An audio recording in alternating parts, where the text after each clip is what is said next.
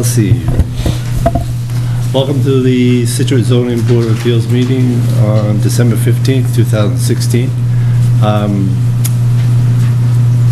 we want to announce the first applicant? And, well, actually, also, too, we did have a typo that was corrected. Originally, the typo was for December 19th, Thursday, and that was changed once we found out to the 15th. And all new notices were mailed out as well. So we apologize for the inconvenience with that, but as soon as we realized, we made the change. And that's it. First application is Elaine A. Riddle of 37 Shoals Avenue, Plymouth, requests a special permit pursuant to sections 610.2B and 950.3 of the Scituate zoning bylaws and/or Mass General Law, Chapter 48, Section 6, and/or any other relief the Board of Appeals may grant to construct a single-family dwelling on a lot which has a width of less than 100 feet at any point between the frontage or way and the nearest part of the dwelling erected to or to be erected on said lot, but which has a width of at least 50 feet at every point between frontage, street, or way and the nearest part of the dwelling to be created on said lot. The subject property is located at Torrey's Lane, Lot 2, Scituate, Assessor's Map 55, Block 3, Parcel 26. Good evening. Mike? Mike Hayes, I represent Elaine Riddle. Some of you may remember, I think Ed was involved back in 2005 when this special permit was granted. It was extended a few times, and then it was extended by way of the permit extension law, which is, the permit has since run out. At the time, it was being extended, and then we let it lapse because there was an issue at Town Hall. There was an old restriction placed on a portion of this property back when Mrs. Riddle originally purchased the property, that no building was permitted on a portion of this lot. Since then, at town meeting in 2005, the restriction was removed by town meeting. So that restriction is no longer in place, and if a special permit is granted, then Mrs. Riddle is free to build on this property, assuming she gets the special permit. The other thing that has happened since then, while we were dealing with the town and DPW and the Board of Selectmen over that restriction issue, the Selectmen wanted DPW to look at the various water wells in the area, and worked hard with Kevin and Sean at DPW, and what we found out and what DPW agrees with is that this property is outside of the approved Zone 2, the approved wellhead protection area, as shown on the DEP water supply protection maps, as this property is more than 2,500 feet away from, there's a Kent Street well fairly nearby, and there are two wells on the golf course, well 18 and 18B. So DPW is satisfied that this property is well out of any protection areas and poses no dangers to any town wells. So with that being the case, again, we are looking for a special permit for Lot 2 on the plan that's before you. It has 50 feet of frontage on Torrey's Lane and has twice the area required in the zoning district.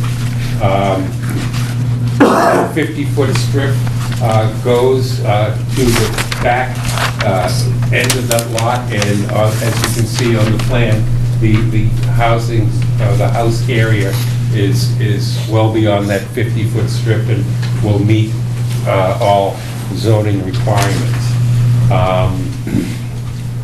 So with that, I'd be happy to answer any questions.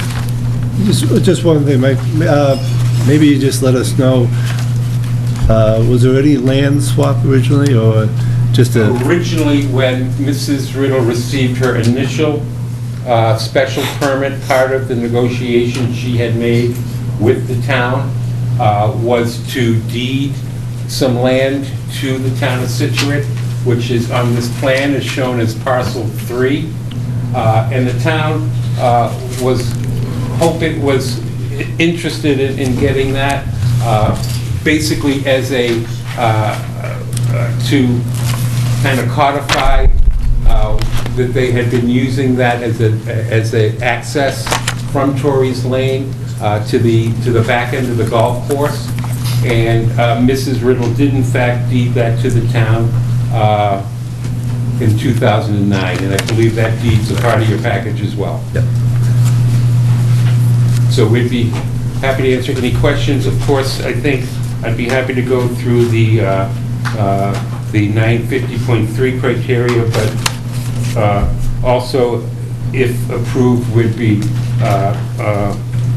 certainly happy to accept as a condition that we will provide a deed restriction, that the lot is subject to the special permit and will not be further subdivided.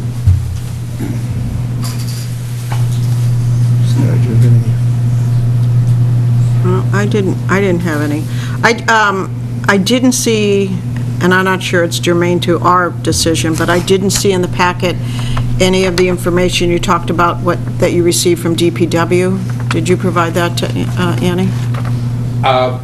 That was nothing in writing, Sarah. When we were before the selectmen, we had a couple of hearings in front of the selectmen because we were going to ask that the selectmen at the most recent town meeting present as a selectmen's article to remove that restriction. What happened back in 2005 was when town meeting removed the restriction, it kind of got lost in the shuffle, and there was never anything recorded at the Registry of Deeds. So I since have received from the town clerk a certificate of that vote, which we will record prior to any building permit applications or sale of the property. But it was all, Kevin and Sean appeared at the one of the selectmen hearing and explained that the property is well outside any well protection areas, and they were not concerned with this project. So that was the deed restriction, the issue about the wells? We presume that was it, yes, at the time. That I wasn't involved at that time, but we presume that was the selectmen's concern and town meeting's concern was to protect those wells. But again, Kevin and Sean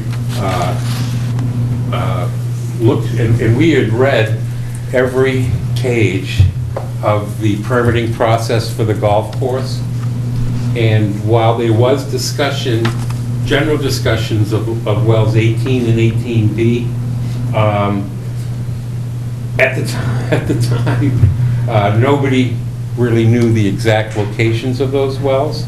And during that process, and it was not part of any public record as to where they were, we could not find at the time, or the permitting process never had any plans as to where it was.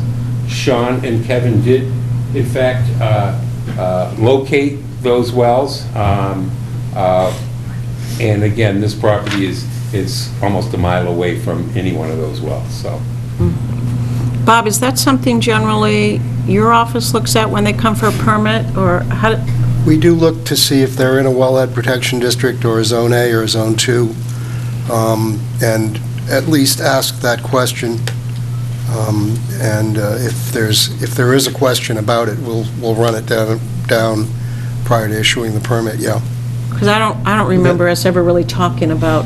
No, usually It's on the plan. It's usually that it's outside. The surveyor might have to stamp that as one of the conditions on the plan, stating the distance from the well. And again, we'd be more than happy to make that a condition of any special permit that you grant. Because you're still working off the 2005 plan, right? Yes, nothing's changed since then. Okay. I don't think I had any other questions when I was looking at it. Ed, did you have? I was involved back in '05. My recollection is there were a couple of things that were concerned. I'm just trying to find the Decision? the decision. I have it here if you'd like to see it. I'm sure you do. There was the question of water access on Torrey's Lane, and they wanted to increase that to an 8-inch main as a condition of development. There is no public water access at the present time. It would need to be,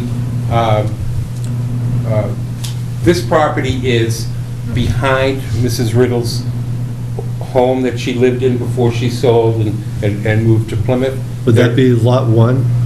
No, it's not on this plan. It's basically, it's close to Cedar Street on that plan. Her house is on the same side of Torrey's Lane that these lots are on. Okay. And it's down in the area where Cedar Crest is, on the opposite end of the street, or across the street. There is public water to those.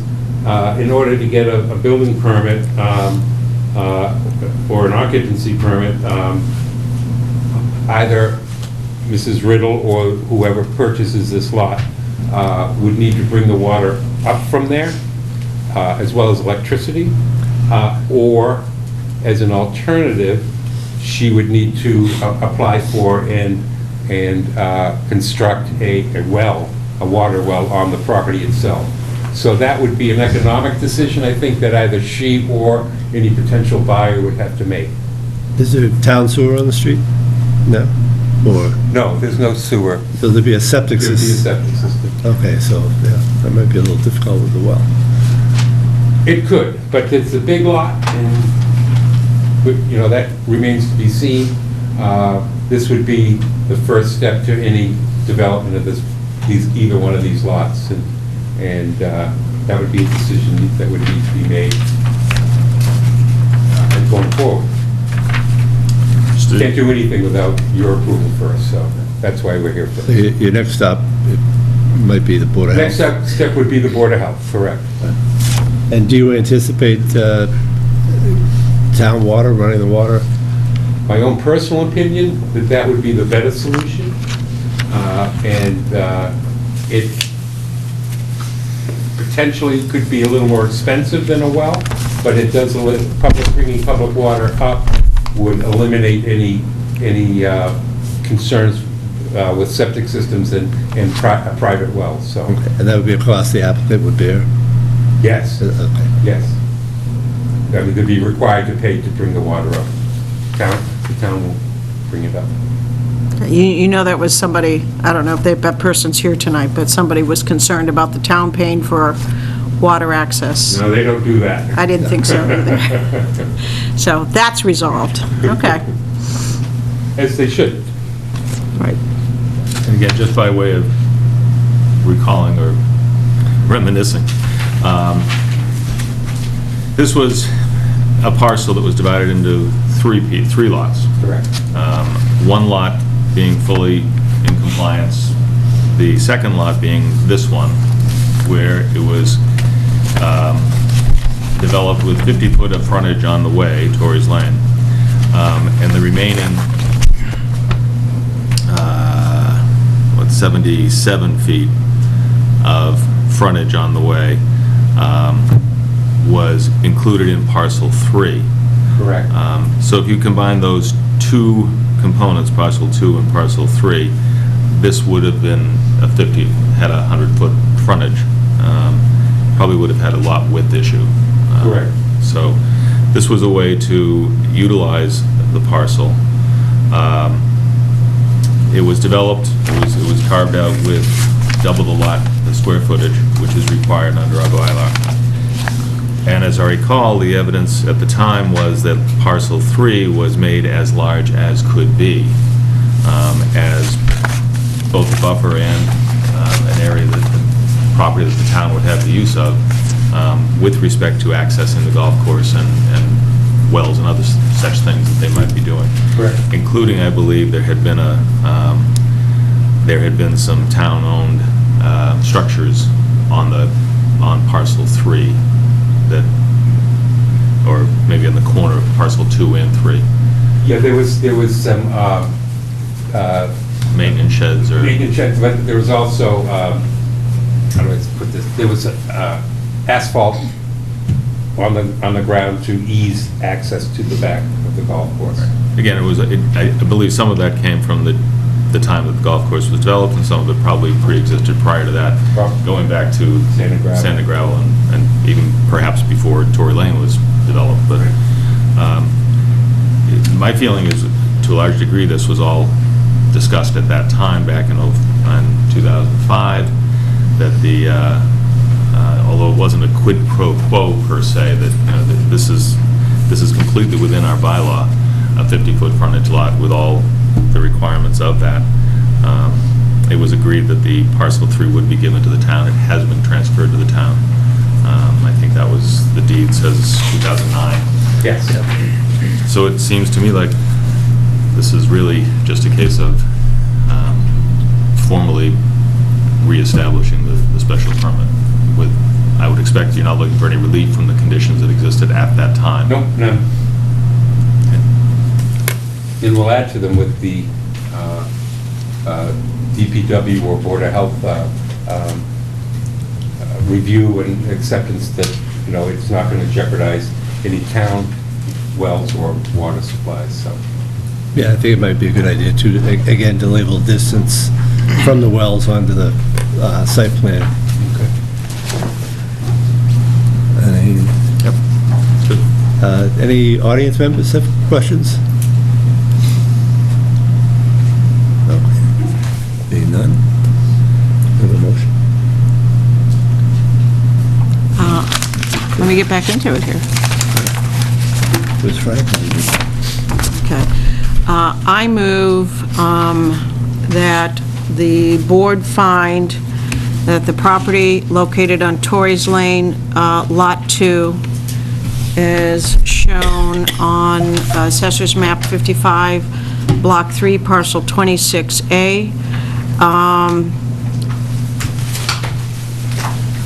be found that the lot abuts Torrey's Lane for a distance of at least 50 feet and has a width of at least 50 feet at every point between the frontage street and the nearest part of the dwelling to be erected, and that the property has at least 2 times the required upland for the zoning district, and that the application of Elaine Riddle be granted for the relief of constructing a single-family dwelling on the lot as depicted on the plan drawn by, good luck here, Merrill Associates, and dated, last revised November 11th, 2005.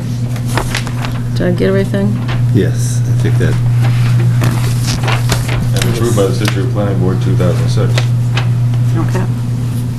do we have a second? Second. Discussion? Being none? All those in favor? Aye. Aye. Opposed? Thank you very much. Thank you.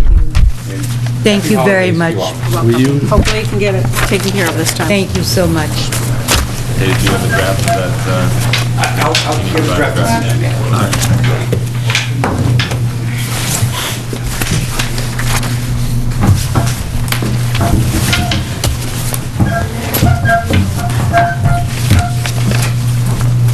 I thought that was going to have more discussion from the I did audience. too, but it seems like that's why I had brought up Oh, now we do. this one. Brought up You gonna see if Mike's got it right? He's just saying Oh, that- Mike's- Oh, I just Yes, didn't thank hear you. No, Your family also. Thank you.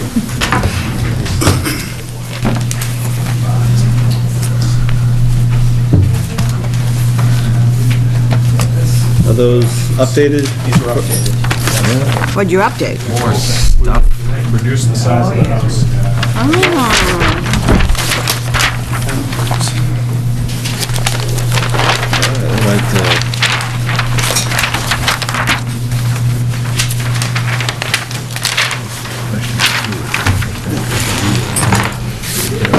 This is, see, this is my issue, Yeah. right there. That's my issue. This, you confuse us. I studied the other one, now I have to. This is it. All right.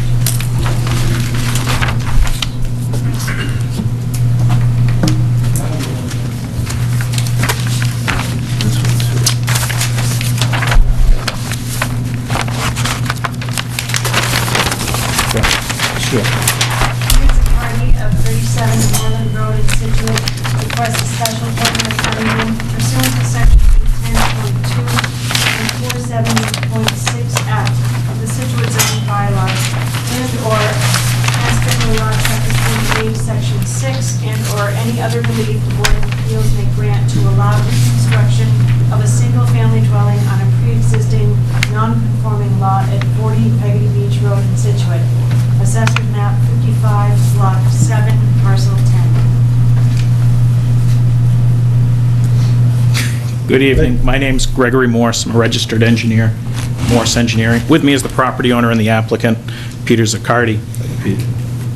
This is a special permit that we submitted for property located at 40 Peggotty Beach Road to permit the raising and reconstruction of a single-family dwelling at that location. I'm going to direct you to the plan. Is everyone in the audience for this? Yes. Yes.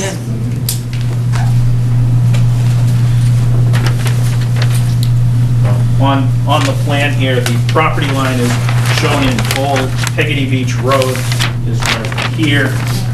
Excuse me, sir? There are a Sure. lot of people I know on my street. Yeah. This corner, maybe, I would recommend, consider the other corner, maybe. Sure. This works. Thank you. Thanks, Joe. Good to see you, David. What are you trying to do? Oh, thank you, sir. Thank you very much. I'll pass it around. Sure, again, the property line here is shown in bold, approximately 7,206 square feet in size. New one. Peggotty Beach Road is right here. For reference, Peggotty Beach and the Atlantic Ocean are just off the plan to the bottom here. This property is located in the R3 zoning district. It's also located in the floodplain and watershed protection overlay district, which at this location is defined as elevation 10.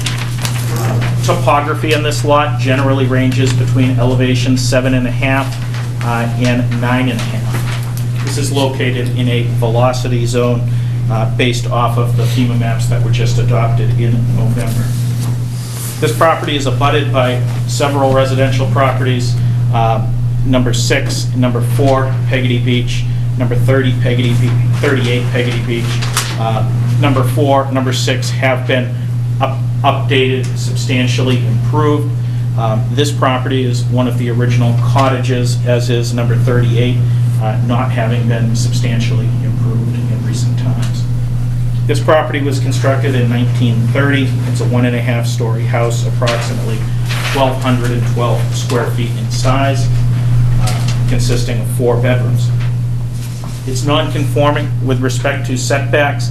To the front, it's located 5.1 feet off of Peggotty Beach Road. It's non-conforming with respect to the side yard setback on the left-hand side at 6.8 feet. The lot width is non-conforming, where 100 feet is required. The lot width on this lot is 40.2 feet. The lot itself is non-conforming with respect to lot size, 10,000 being the requirement, this lot having 7,206. The proposal that's in front of you is to take down the existing cottage and go up with a new single-family residence. The new residence is primarily in the same location. It is larger in size, though. The proposed dwelling is 2,732 square feet in size. It would remain as a 4-bedroom residents. That represents 125% size increase. The setbacks that we've held for, we maintained the front yard setback. We held it at the 5.1 feet that it exists, and we held it at the side yard setback at 6.8 feet that exists. The primary expansion being along the right-hand side of the cottage and off of the back.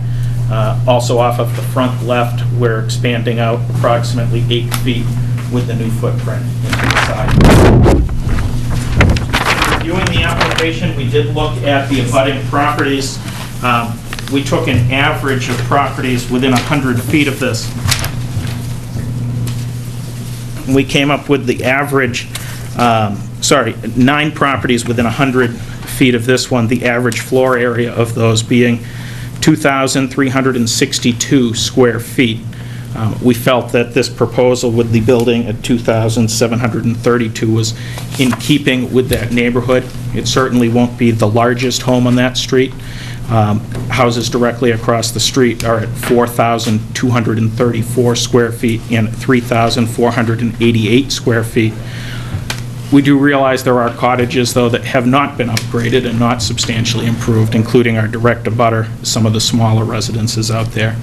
But at this location, many of the cottages are being updated. They're becoming year-round residences. They're becoming, updated with FEMA standards. This would be elevated on pilings to bring it into compliance with the FEMA standards associated with the velocity zone. As such, we included in our submittal the application for the special permit under the floodplain overlay district, section 470.6F, which has 3 specific requirements on legally existing lots such as this. The first one is that improvements have to be consistent with the requirements of the National Flood Insurance Program. We are proposing that this would be elevated on pilings. The second one is that any improvements must be consistent with those of the state building code. We're going to be building this in accordance with the state building code. And thirdly, any improvements shall not affect the natural drainage patterns of the water course. This property, again, is entirely in a velocity zone. By raising it on piles, it allows the free passage of water under the house. So we feel we meet the burden for the special permit under the floodplain district. I'd turn it over to you for any questions. Just one question on the proposed first floor elevation, from what it is now, what it's going to be. Sure. The velocity zone in this location is at elevation 17. We're required to be 2 feet above that, which will be up at elevation 19. With the bottom of our lowest structural member, our first floor will likely be a foot higher than that, so we're likely going to be up at elevation 20 for our first floor. Directly adjacent to this property is number 4 Peggotty Beach. They were upgraded several years ago. They were up at elevation 18 right now. But for reference, the house as it sits today is down at approximately elevation 8. So you'll be 12 feet. That's your first floor. Correct.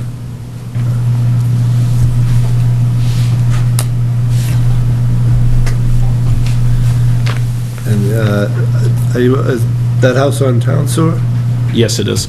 Okay. And how about the parking? Just Sure. Right now, parking is in a driveway to the right side of the house. We're proposing to change it to a parking coming in on the left side of the house, or the eastern side of the house, and parking under the deck and parking under the structure itself, where it will be elevated. We have the outline of a proposed driveway cut, lightly shaded in gray there. And then just coming in from the, where would you be coming in from the driveway, or proposed driveway? Is there, On the plan, on Peggotty Beach Road, there's a bearing there, south 3159. It's right there would be the new driveway curb all right, cut. so there's hedges there now, but Yes, we've been taking out a section of hedges.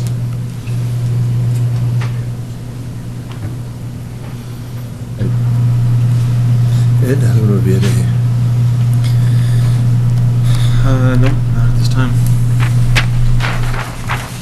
Well, what I was looking at is you're under, we've been talking an awful lot about the non-conforming structures. 810.2. So, on this one, your non-conformity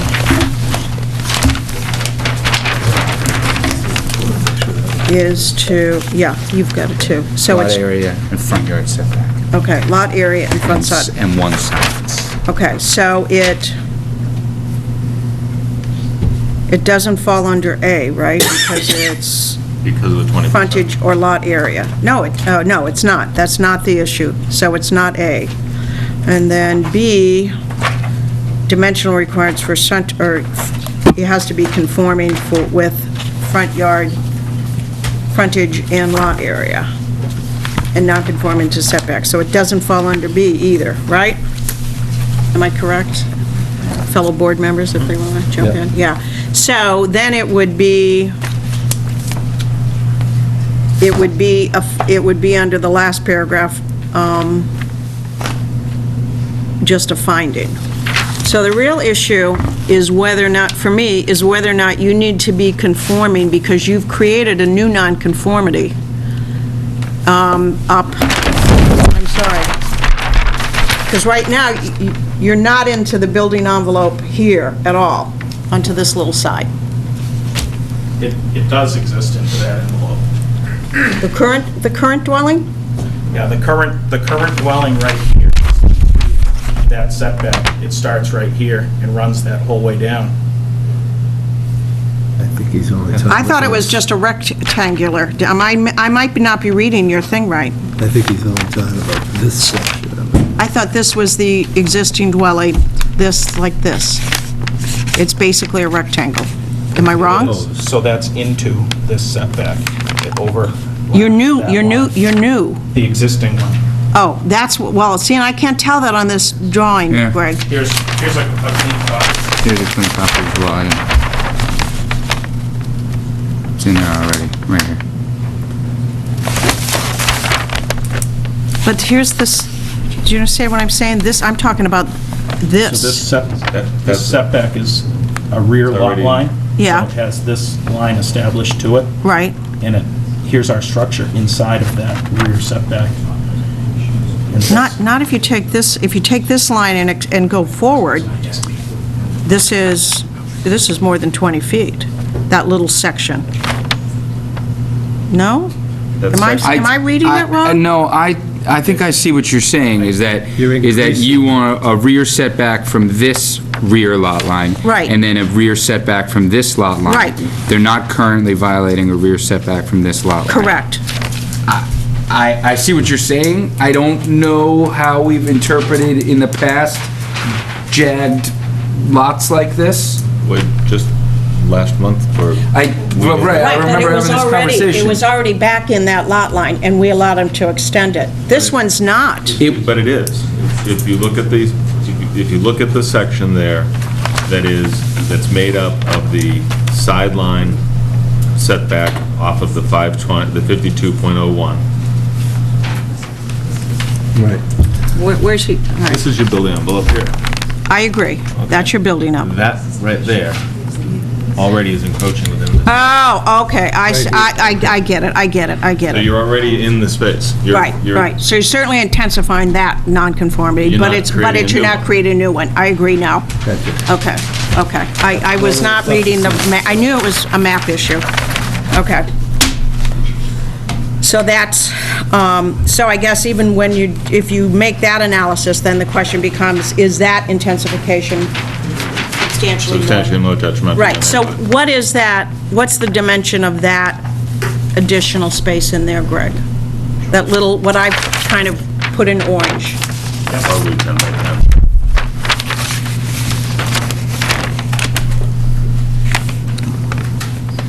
10. Almost exactly 10 by 10.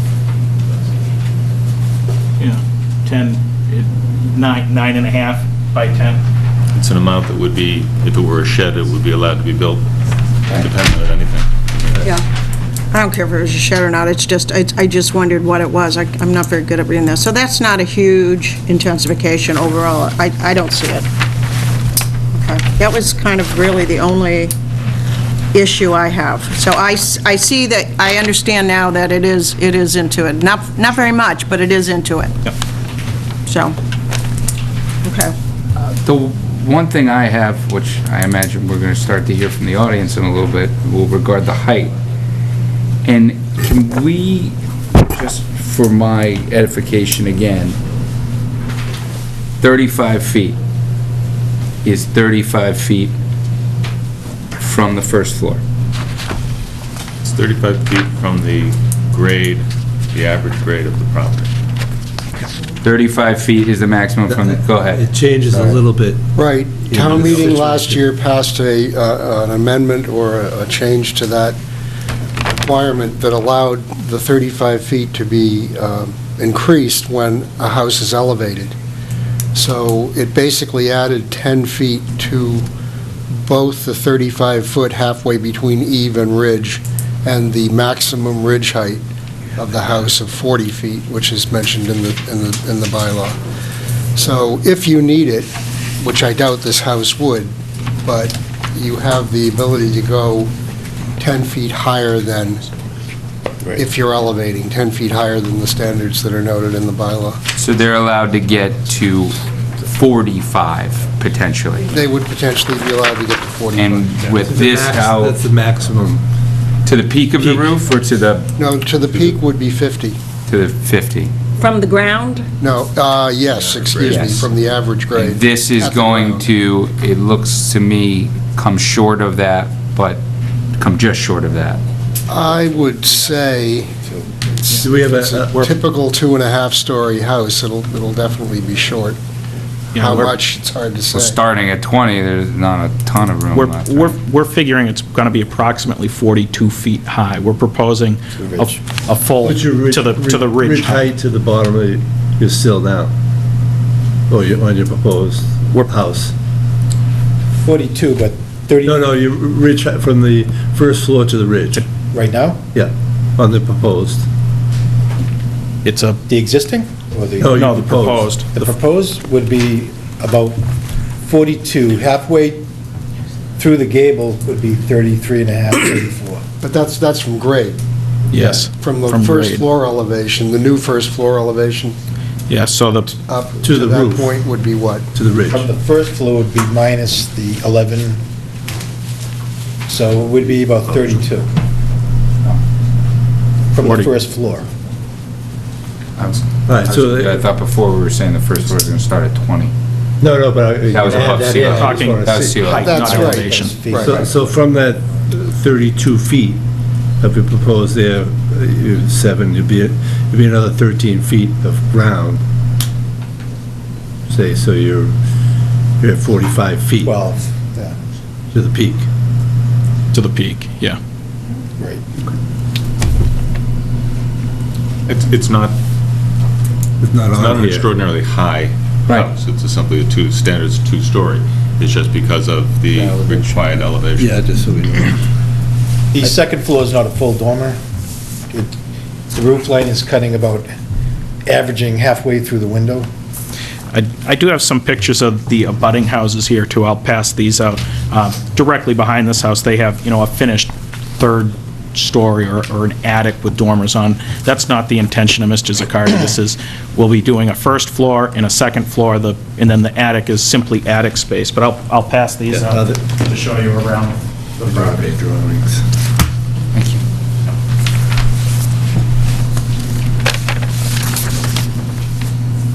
Is your house in this picture? It is. I point to it, I label it number 40. It's the smaller cottage. There you go. There you go.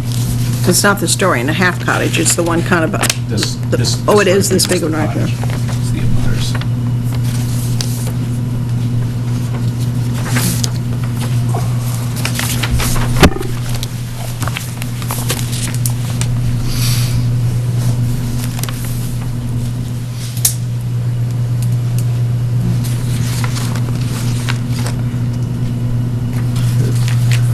Yeah, I drew that. You gotta look at this one, and then this one.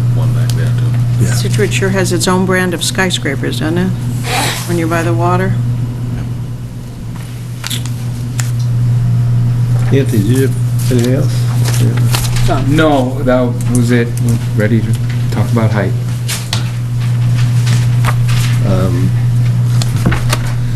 Well, we can open up to the audience now. I'm sure there are a couple questions. Just state your name and address and, Thank you. just for the record. Sure. My name is Joe Armstrong. I'm the owner of 31 Peggotty Beach Road. They're not an immediate abutter. I've already sent a written request through your department, which I believe was distributed, formally requesting that the permit not be approved. Before I get into the reasoning, though, I would respectfully say to the board that I believe you're misinterpreting the provisions of 810.2. The way I see this of the zoning bylaws, and I quote, "In the case of a building or structure which is non-conforming solely because of insufficient lot frontage, which is the case, or lot area, which is the case, or both, the proposed repair, alteration, reconstruction, extension, or structural change shall meet all dimensional requirements for front, side, and rear yard setbacks and maximum height, provided that any repair, alteration, reconstruction, extension, or structural change which by itself or in the aggregate with other repairs, alterations, reconstructions, extensions, or structural changes would increase the gross floor area of the non-conforming single or two-family home which existed on the date that the single or two-family home became non-conforming by more than 20% may not be permitted by the building commission." I know every other builder in town looked at this. I'm a real estate developer by trade. I looked at it. And I talked to a builder who stopped by my house, asked me how I would feel about it. I said, step up my front stoop. You'll see the view that I bought the house for. If they do what they're going to do, that view's gone, specifically Hummerock Tower. And I would invite the architect at any point, I want this to be as friendly as it has been, to take sight lines from my property and that of my neighbor. She's asked me to extend that same privilege. When I have my coffee in the morning, I'm looking out my kitchen window and I see the Hummerock Tower. I bought the house for that. The house is from Hummerock Tower. It was designed and put there on the builder when he moved it from Hummerock. When I bought the house, the seller said, my dad built this house so he could stand on the front steps and see where the house used to be, right on Hummerock. I see the twinkle of the Hummerock lights at night at the end of my hard-working day, and I come home. That view would be immediately impeded if this plan is admitted. Specifically, it becomes more non-conforming because he is pushing it out towards the water, towards the east, which, if they saw from my porch, takes the space between the telephone pole and his side of the house, disappears. I would like to ask, because I'm not sure from the plan, I'm not sure of this, is the house that's proposed, the design, coming any further outside the footprint towards the sidewalk? And I'm asking as a question, I can't tell from them. It's not, okay. No. But it's by moving down the street, a third of my view is disappearing.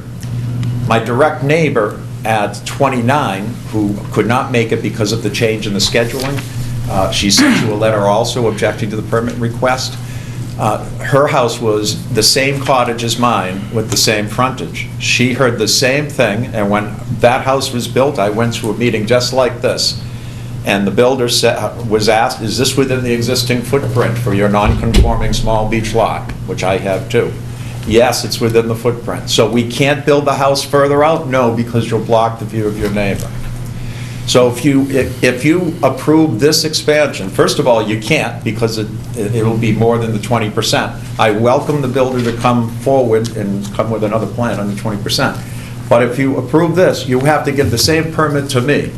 Because if this is approved, I'll know there's anarchy breaking out on the street. It's time for me to move, and I'll sell it and build it up as big as I can and push my whole house. Just a clarification on that, it means that the building inspector doesn't have the right to issue the permit, that the applicant has to seek relief from the zoning board. You have to take that Into section context in of the its whole total. thing. If you look at the last paragraph of that, after B, it says, in all other instances of alteration, reconstruction, extension, or structural change to single-family, two-family dwellings, the applicant may petition the Board of Appeals for a finding under General Laws 40A, Section 6, to allow the proposed repair, alteration, reconstruction, extension, or structural change. Also, I think it's, I stand corrected. I think it's also important to add, the section you're reading states, if it is solely non-conforming because of insufficient lot frontage or area. This property is not solely non-conforming for those reasons. It also has side and front setback non-conformities. You're talking about a past instance where it sounds like, and I'm not familiar with that particular application, that lot may have been solely non-conforming as to lot area.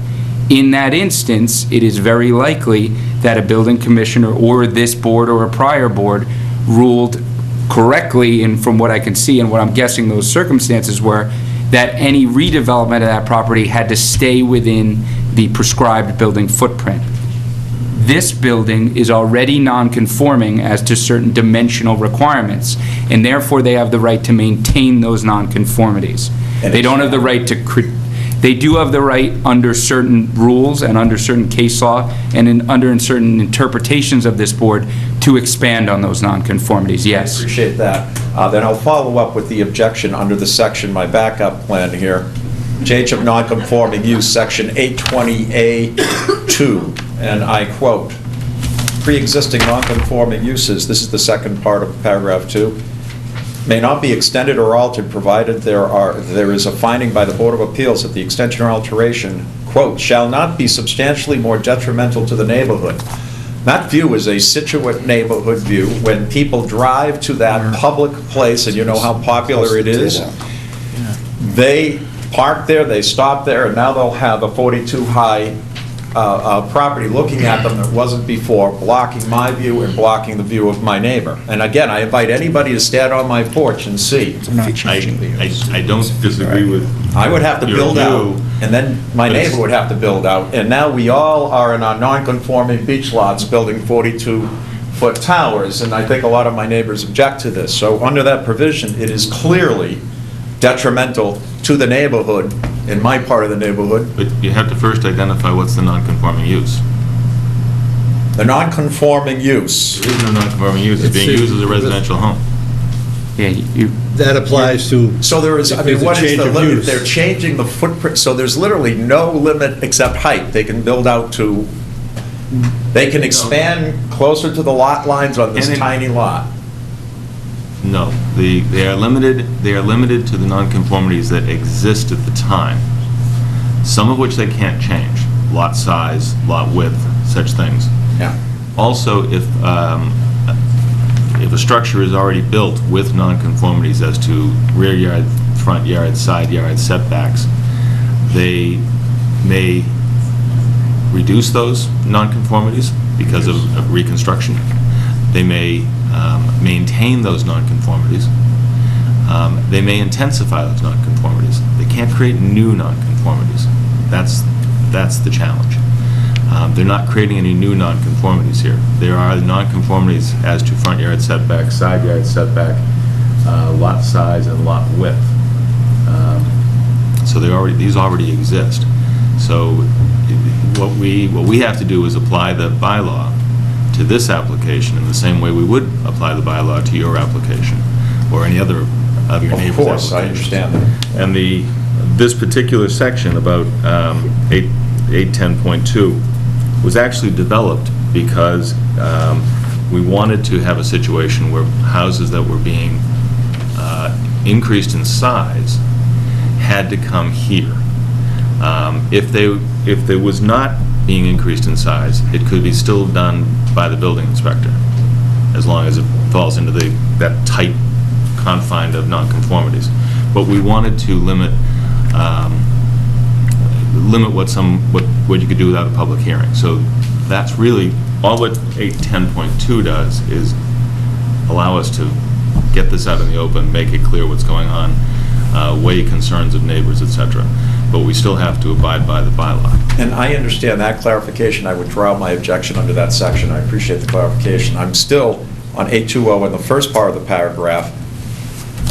Is 40, I'm asking for clarification on this similar. 48, section 6? It says, let's see, at the top of section 820, the Board of Appeals may, by a finding under general laws, chapter 48, section 6. Again, you're under use, but you're all under use. The use doesn't apply. Residential, it still says Single-family residential, single-family Gotcha. dwelling. So, can I ask then, is it it's probably going to be the vote, but, so at this stage, is it fair to say that the opinion of the board is that the plan does not present a more non-conforming use and therefore passes muster then? I mean, in other words, there's no section that would avoid anybody from building anything on my street, it would seem, and blocking all the views from everybody, because now I have to sell my house and move to some place where I can see the ocean. Sir, Thank you. I'll stand down. Well, I could just say the same intent if he was to remodel his house. He'd probably have to raise it as well. It was over 50% of the value. So the lifting of the house he would have to do if he did significant repairs regardless of the footprint. So that would take place. He's just asking, exceeding 20% of the existing floor space. So that's why he's come in front of us. So the height, he really doesn't have an option to. He has to elevate. Otherwise, he can't build it because of the work that he's doing to it. I think the other thing that's important to understand that under Massachusetts law, not just Scituate law, Massachusetts law, you have no right to a view.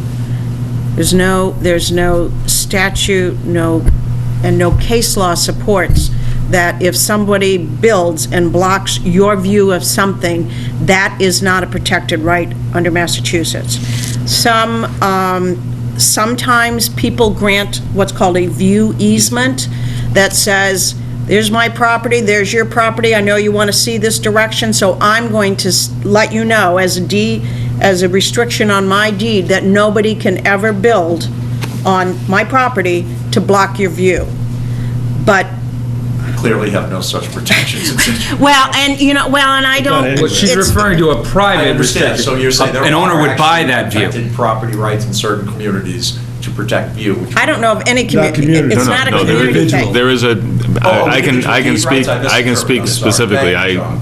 The property next door to me and my property both have deed restrictions which protect the view of the other abutting property. Gotcha. So we are limited in what we can do in a specific area on our property comes in up order all to the time. maintain that view. Yeah. Which were likely put in place because at one time, They the were all owner one of both parcel. properties was the same and sought to set it up that way, or one abutter bought that right from another. It does. The effect, however, not intended, and I appreciate your clarification, the effect is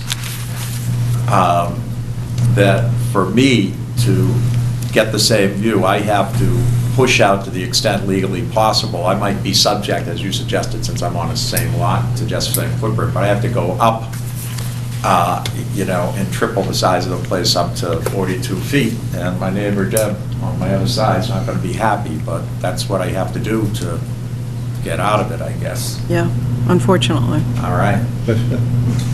John Mahoney, 4 Peggy Beach, just east abutting the proposal property. I have a concern about the rear expansion of it and also the 6.8-foot setback. I can see how proposed house, the current house that's there probably has that non-conforming 6.8 side setback on my side of the building face them. But if they were just to maintain that kind of density and go up, I think that would be fine because we already have that non-conforming side right there. But coming back, instead of being 8 feet away from my property, it's now going to be 6.8 feet. So they're just kind of propagating that. And I think I have issues as far as Starting to move away from blocking the light because the house is going to be so tall now and the sun is on that side of the afternoon. It's going to block the light from my house. I already have a house that's south of me right now, so the house that's blocked, my house does, from the south and now from the west. It's really going to Sunset's right there. amount of light that I have. And also, I'm concerned about privacy with that house being that close instead of 8 feet or further away. It's going to be 6.8 now. And windows right there, there's going to be no privacy looking right into my house. So, obviously I'm not involved in the house, I'm not the builder, but I wish there's a way that they can put a house on there that's not, whether it's a 180% increase, maybe something less than that, to kind of go more up, not quite as far as that. And I think it would alleviate some of the issues as we talked about with you. Well, it is less bad. There was one proposed change, I don't know if you saw that in the new plan, we just received it too, that if you look at the back property is, I just want to, was that one of the changes that you It's a did? You had a smaller deck six-foot or a larger reduction. deck? That is, we eliminated a large deck on the back, and we cut the building, actually, we removed 144 square feet out of the first floor and second floor at that back corner. We established the 6.8-foot setback, because that's what exists today. You'll see that we held that side line of that existing house, and we're rebuilding in that exact location, except off the rear of that existing house. You'll see the new foundation comes back approximately 3 feet. And at that location, that's all in conformance with the 8-foot side yard setback at that spot. So the part that's expanding back from the current footprint is going to be an 8-foot setback on that side of the house, or 6.8? No, I think what he's referring to is the rear setback. We pulled that up closer to the street, so we didn't go back as far. That was the change we received today on there. So the square footage of the house, again, has been cut down from what he originally applied for. But that's still going to significantly, going back from the current footprint, still going to affect light issues and privacy issues that I have. Yes. All very valid concerns, but light and privacy are view, for all intents and, not for all, I can view it too, but they are, but they're one and the same, so what Sarah was discussing before, for better or worse, does still apply. You don't have a right to have someone else not have a line of sight into your property, and with view comes sunlight and access to it. especially given the height of the house, it's going to be towering above anything else. I understand. And I'm not sure that that really substantially, is in character with the rest of the neighborhood houses. Yeah. This one. Vicki Cronin, 36 Peggy Beach Road. These guys all have great arguments. My first thought was the flow of water. And I'm going to give you a little history about the Army Corps of Engineers, who about 10 years ago changed the wall in front of Dr. Mahoney's house. That water, and you guys, if you go look at DPW and everything else, you've spent millions on trying to fix Peggotty Beach parking lot. Changing by adding how many feet is here is changing the flow of water that goes underneath Dr. Mahoney's house and goes into the parking lot at Peggotty Beach, which thus changes the harbor. Somewhere somebody's got to say, and I guess I don't understand because it's not that long ago, we went up and we had to stay within our existing footprint. So I get what you're saying, but I still don't get how he can extend and other people can't. But I think someone, and maybe the building department is the one who has to do it, I don't really know, the town engineer, someone has to look at the flow of water. Go there on a full moon and a high tide and tell me that's not gonna make a difference what he's trying to do, even though it's only a few feet. That's all I have to say. Thank you. You want to tackle that? I just understand that currently, I believe, this has a full foundation. It's a crawl. Crawl space, but it's got a foundation, the perimeter wall. Blocking water. And that, it's currently blocking the flow of water instead of allowing it to flow through. The new construction, which is required under the updated regulations, will actually allow the water to flow instead of being retained or being redirected. And all the eelgrass will go with it. That's to protect. I understand. But we are only an enforcement board of the zoning bylaws. The engineers... Environmental is one of your issues. Water is environmental. The engineers of the FEMA and environmentalists, and they've told us this is how they're supposed to build in this area now. And he's being required to... It was said earlier, if an applicant... Back on the market. But if the applicant were... Obviously expecting that this is gonna- I'm not getting into an argument, I'm trying to address the concern you raised. If an applicant were trying to do more than paint the house, if they were investing in their home, more than 25% of the value, they'd have to do all this. I totally get So it. there really is there's no intensification of water flow, of water relocation, whether he builds the exact same size house, which he can do without coming before this board, or not. If he builds a house with more than 20% increase, he has to come before this board, but still, nothing's going to change in terms of water flow, because we're going on pilings. Okay. I also want I hope it's to on just tape. let you know, for those of you You who are can get it on concerned... YouTube.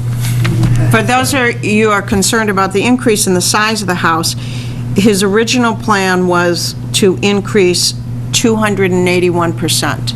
That has now been cut down to 125%. So that's,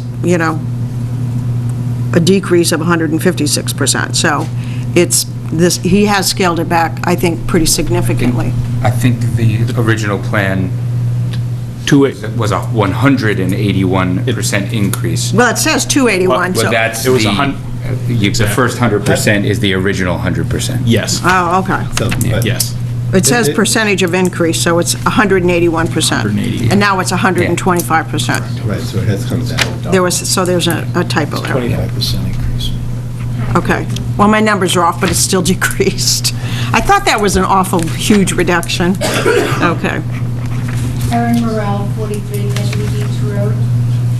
I just have to ask a question. What is the parking rules in town as far as for a house to have it? Do you need parking spaces? Yes, I think they've created it here, or So that's proposed. going to get washed away. Right now, the parking for that house is on the opposite side of the ocean. So the house stops the water and then Right. it goes on. Now he can be parking under, well, I can tell you, I live across the street and I watched Dr. Mahoney's under their house parking that washed years ago.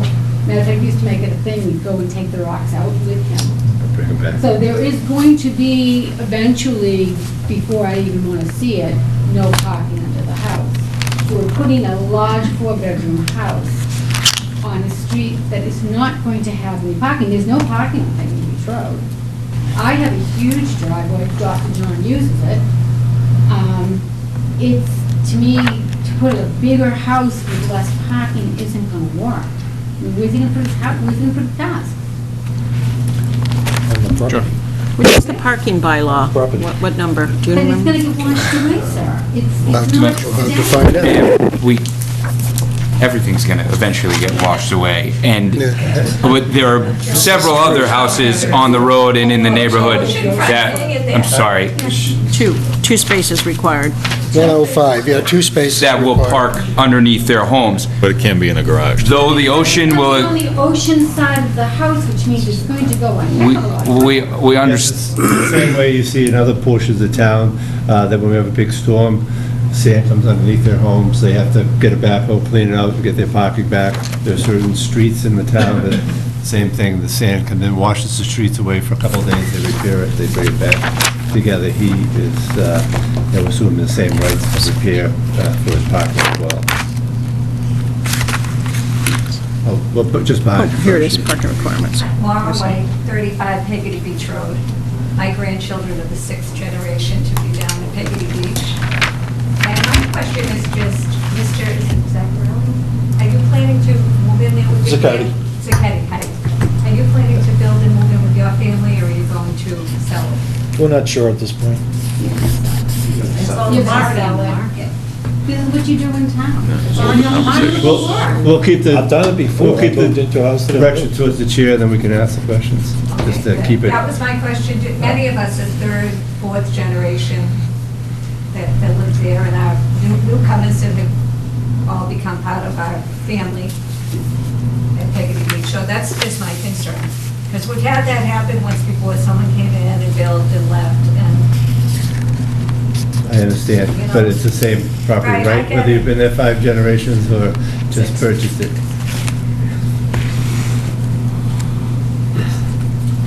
Bob Morrell, 43 Peggotty Beach Road. I want to start with a question, but I do have some concerns I want to bring up too. On the right side of the house, they're expanding that out from the existing wall? Is that? The southerly side? Yeah, so isn't that already? Here? Yes, no, the other side. This side? Yes. They're extending it that way. All right, so they're not moving that It's not going any closer to the sideline, it's staying the same distance off the sideline. As a matter of fact, it's coming less. No, let me- I thought he said he was going out into what is now the driveway. Let me correct you. On that side of the house, Ed, it Where does, The existing house is, right. it does go closer to the lot line than the existing house. The existing house is 13 feet off of the lot line. The proposed house is 9 feet off of the lot line. 8 feet is the setback. But it's within the building envelope, that's conforming. My concerns, if we can now, okay? I understand the house has to go up. I mean, that is the way it is, okay? The problem is, I don't agree with some of the things that were said as far as the houses in the neighborhood, okay? The houses the average size of the houses, there are 3,000-foot houses in the neighborhood. They're also on, my lot is 18,000 square feet. Okay, I've got a 3,000 square foot house on an 18,000-foot lot. This is going to be a 2,700 square foot house on a 7,000 square foot lot. There's no requirements as far as density in a neighborhood. I mean, somebody can literally, and I'm not going to quote chapter and verse of the bylaws, because I'm not an attorney, I'm not an engineer, and I'm not even going to mislead you. But there's nothing that says you can come into a neighborhood and disrupt a neighborhood to that degree. This is a 1,000 square foot home right now. It's listed as a 4-bedroom existing house right now. I've been in the house. It's not a 4-bedroom house. Not unless your bedroom is the size of a closet, okay?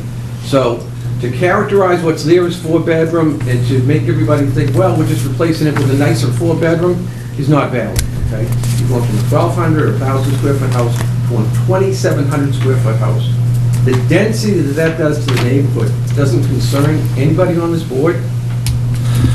My other part of this thing is, what really bothers me is, a lot of people looked at the house and walked away because of the crowded neighborhood, all right? And I don't mean to be offensive, but somebody's gonna come in, build this house, not care what it does to the rest of the neighborhood, sell it and move on, and all of us are stuck with this monstrosity that we've got to look at that's going to put John's house in shade for the rest of his life, it's going to put Joe's house in shade for the rest of his life. It is going to change the water flow, okay? Granted, I understand it has to go up, but right now that house is blocking the water flow and it's helping the other houses in the neighborhood. Now, we obviously can't prevent the house from going up, that's with the FEMA. But when it does go up, it is going to change the water flow in the neighborhood and it is going to be destructive to the other houses around it.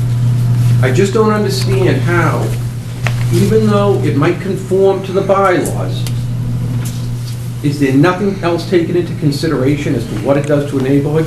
I have no problem, like Maura alluded to, if you're going to build this and you're going to live there for 10 years and you're going to be part of the neighborhood, that's very different than coming into somebody's neighborhood, building something purely for financial gain. There's no financial hardship to him. He's going to build it, he's going to sell it, and we're all stuck with it. May I? Those are my concerns. Go ahead. A couple of things. Number one, it is a 4-bedroom house because the assessor's card tells us it's a 4-bedroom house. I understand. It's hard to live in a small bedroom. If you look at our town, if you look at, take Cedar Point, many of the houses on Cedar Point were similar in size to this existing house. You can't find, I think there's 2 left on Cedar Point that are of that size, all on small lots.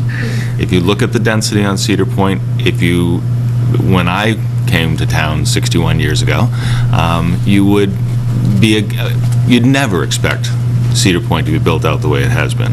And yet, there are people who believe Cedar Point's a lovely neighborhood. If you look at Second Cliff and consider what it looked like 50 years ago, you'd never expect it to be built out the way it has been. The houses in your neighborhood have changed. It really doesn't matter who owns them. It may not be Mr. Zaccardi who'll be your new welcomed neighbor, but I hope you'll welcome whatever neighbor is there. There is an alternative. If many people came and looked at the property, and the neighbors, if there is a group of neighbors who are benefited by not having this house be developed, buy the house. It's cheaper before it gets rebuilt as a bigger house. Buy the property as a group, put conditions on it, make it a clubhouse. I don't know. There's lots of things you can do, but you can't take someone's property rights away. And just to a couple of your points, again, just as to density, Scituate does not have a density portion of the bylaw, what's often called lot coverage, an area restriction, a lot coverage ratio restriction. There is some restriction because Scituate has a building envelope. You can't build outside the building envelope, obviously, unless you already have and you're pre-existing non-conforming.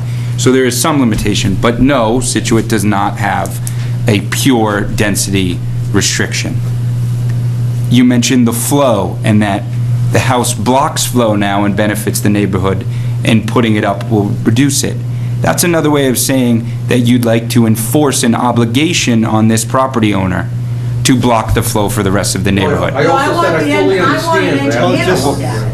Just one second. But I do understand that, Right. and I realize that's not grounds for, I understand. being against this. And then also, as to the leaving of the neighborhood, we can't, and several different types of laws, federal, case law, and Scituate laws and state laws, prevent us from restricting an owner's right to buy and sell their property, the alienation of property. It's one of the oldest laws as to what you cannot restrict on a property owner. They can build what they can build under the bylaw and other laws, and they can buy and sell as they please. And we have no power whatsoever to restrict their ability to buy and sell.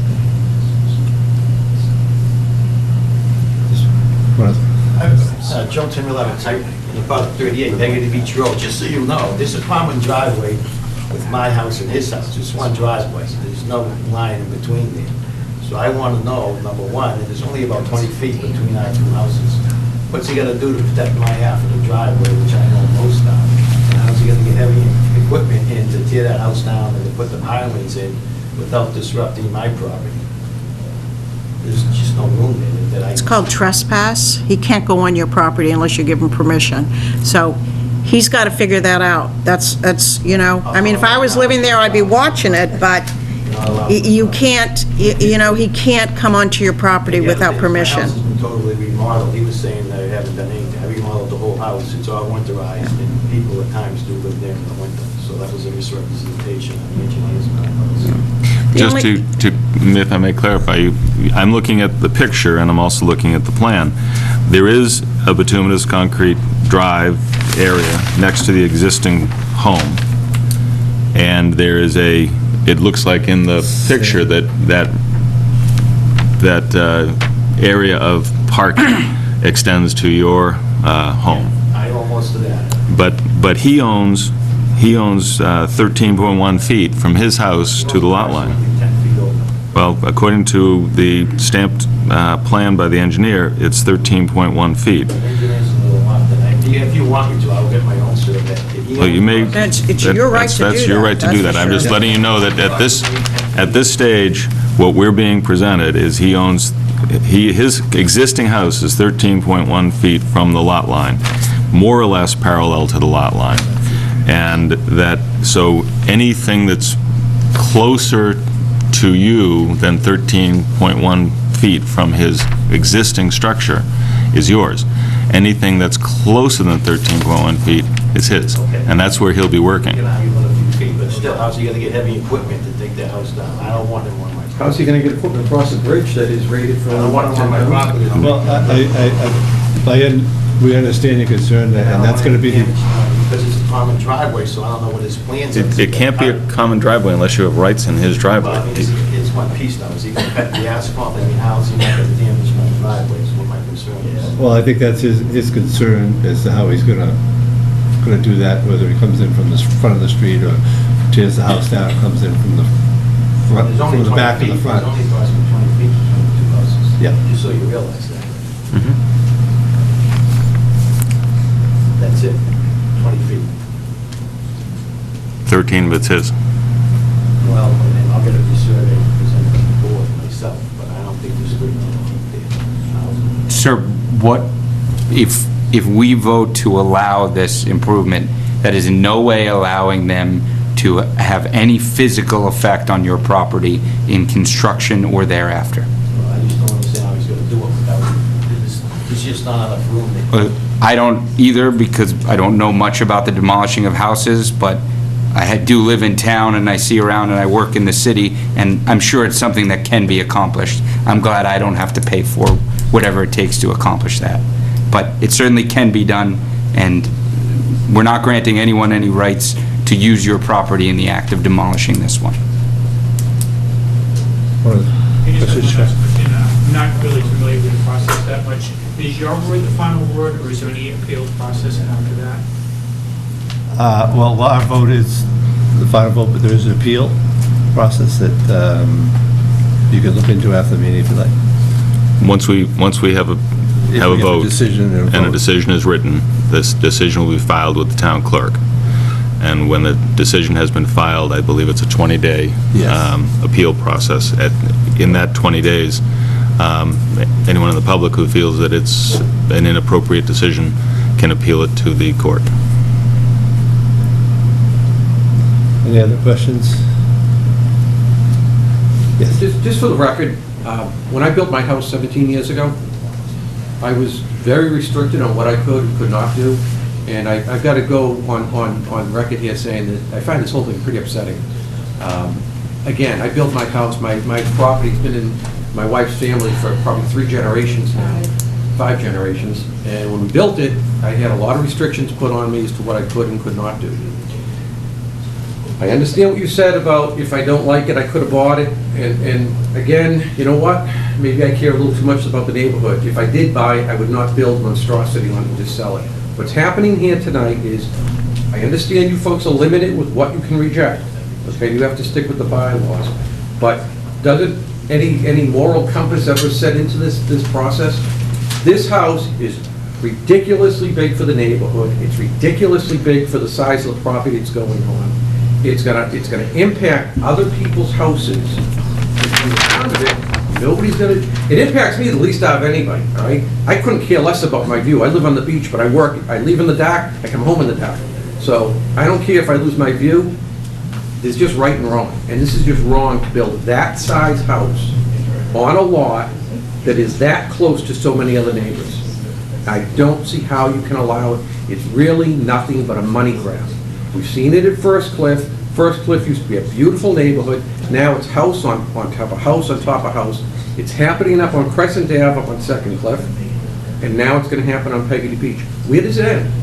I'll tell you where I think it ends. I think it ends by people like yourself and your neighbors and other neighbors that come in with other applications who are upset over the same thing to seek a change in the Scituate zoning bylaws. So there is a lot coverage bylaw. We see it, everybody gets upset when it's in their own neighborhood. You're going to be upset, God knows, a year from now when you go down Jericho Road and see this huge house that's likely going to be built right near, right down from the lighthouse. But the same argument, there is no lot coverage bylaw. So on a grossly undersized lot, they're going to build a big house. And it's going to happen in neighborhood after neighborhood. But we are restricted to what this book says. And if people care, and I think you do care, and I think people, every time something comes in and some big house gets built, we hear the same thing, but somehow it never gets put together, so people get together in town and say, you know what, we don't like this, and we would like to have a lot coverage bylaw. That's what needs to happen. But until that happens, that's not a restriction that we can enforce, because it doesn't exist. In the same way that, we don't enforce the laws, and they don't agree with, they can take our decision, and depending on which way we vote, they can appeal our decision, go to court too, and could be bigger, could be... But I fully understand you folks are restricted to what's in the book and not in the book. I understand that, and I think like everybody else in this room, part of the problem that people don't have time to change the laws is because we're all busy working to pay the enormously high tax bills we've got to pay. We're the same way. We all have full-time jobs, and plus. I do appreciate you explaining that. I just find this whole thing to be incredibly unfortunate. It is. The upsetting part about it is, it's nothing but a money grab. It's being done purely for financial gain. On that front, I just need to say again, Whether or not someone is building a house to give away, or whether they're building it for a profit, is not something that's ever going to come into effect in any bylaw, literally until the Constitution is amended. I fully understand. So we can't take that into consideration. I'm not sure we even should if we could, but that's something to keep in mind. Now, it's more of a moral thing. Couple more questions. Just one last comment. When it comes right down to it, doesn't your finding depend on whether this is detrimental to the neighborhood or adversely affects the neighborhood? I think I've seen, reading through your minutes, that, a lot of times use that phrase. What you've seen in this room tonight from the neighbors who are here expressing their views, it's hard for me to say that you can say that this is not detrimental to our neighborhood. There is a different standard for detrimental, and we take that into consideration as we review it. Last one. Yeah, is fire risk detrimental? Because that was being so close to John, and the winds we get on Second Cliff, if one house catches on fire, that's two houses right there. They're going to be too close to each other. No, I know as far as the building code, there are, and once you get so close to a property line, I think it's 5 feet. It's 5 feet, yes. Then what you apply to the siding requires to be fireproof, but anything above 5 feet, there's no requirements.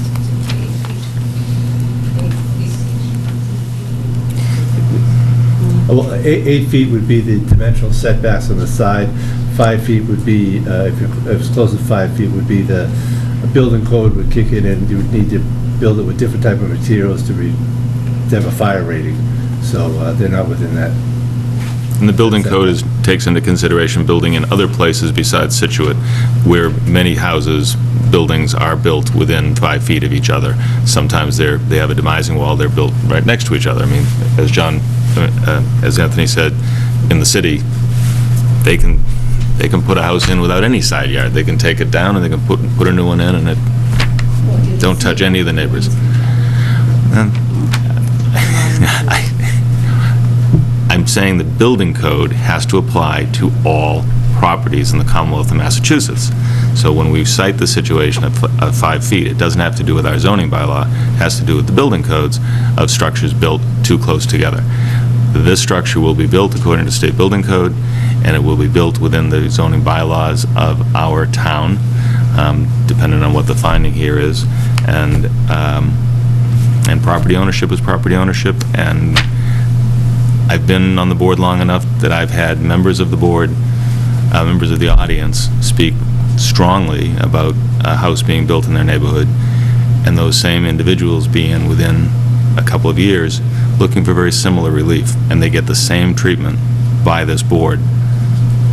Every citizen has rights in their property, and they need to be protected according to the bylaw. And balanced with the welfare of the neighborhood, absolutely, but one certainly isn't more important than the other. Do we have any discussion on the board?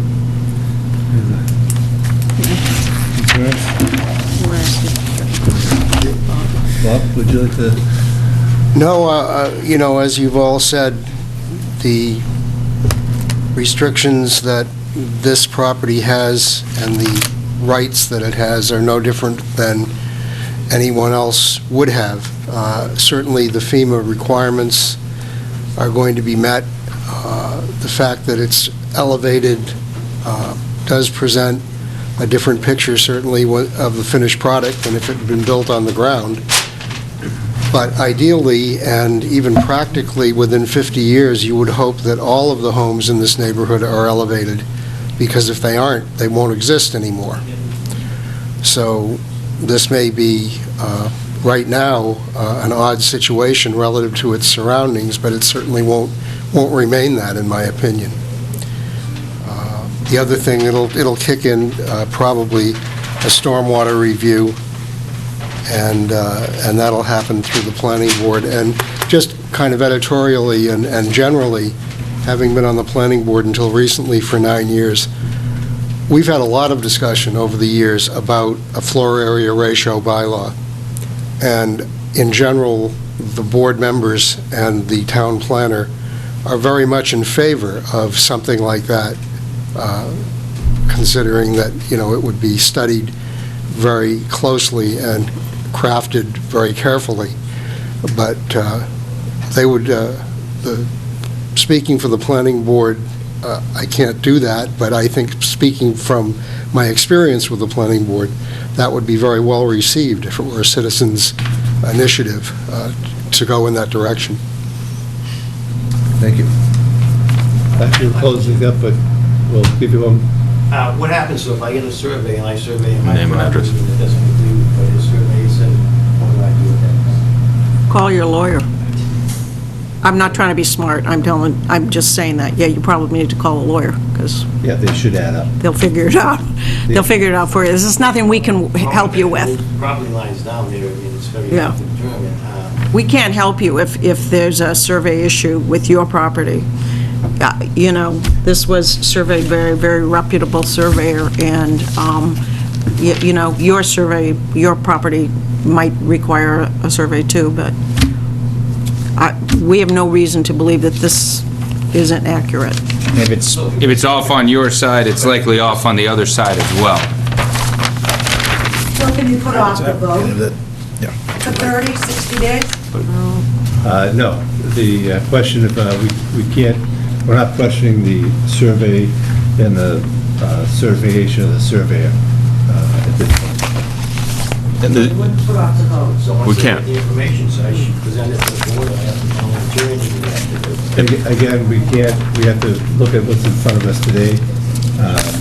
Again, this is a survey we're going by. I'm not trying to be disrespectful, but you give them no time to respond. There's been enough construction in this area. I'm fairly confident that you're going to find that Accuracy. the sites,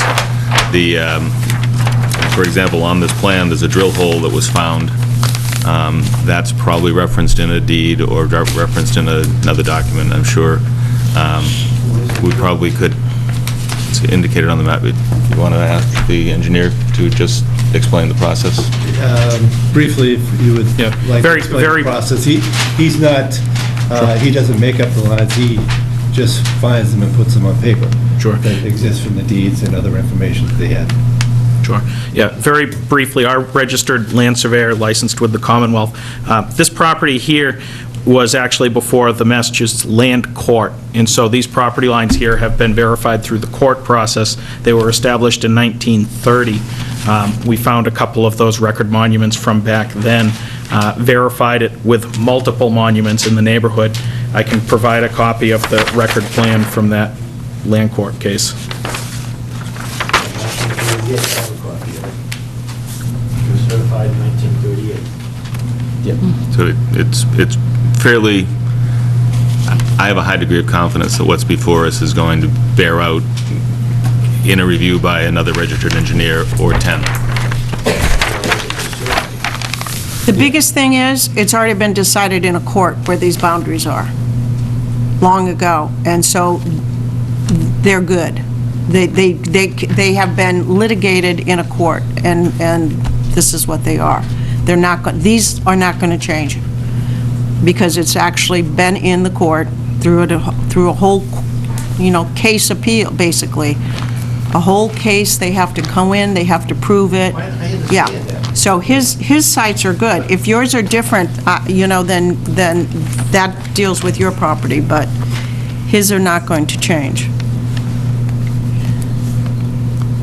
I don't know if they're not going to change. I mean, if you gave me the information earlier, I could have gone another survey and make sure that, it's the same, but I didn't get the information. So someone might give me a chance. There are certain publication requirements that we need to comply with for public hearings like this. It's the very reason that there are public hearings like this. Those publication requirements were complied with for this application. Okay. Last question. Yes. What's the requirement for the septic that he's going to abut with his new addition going out?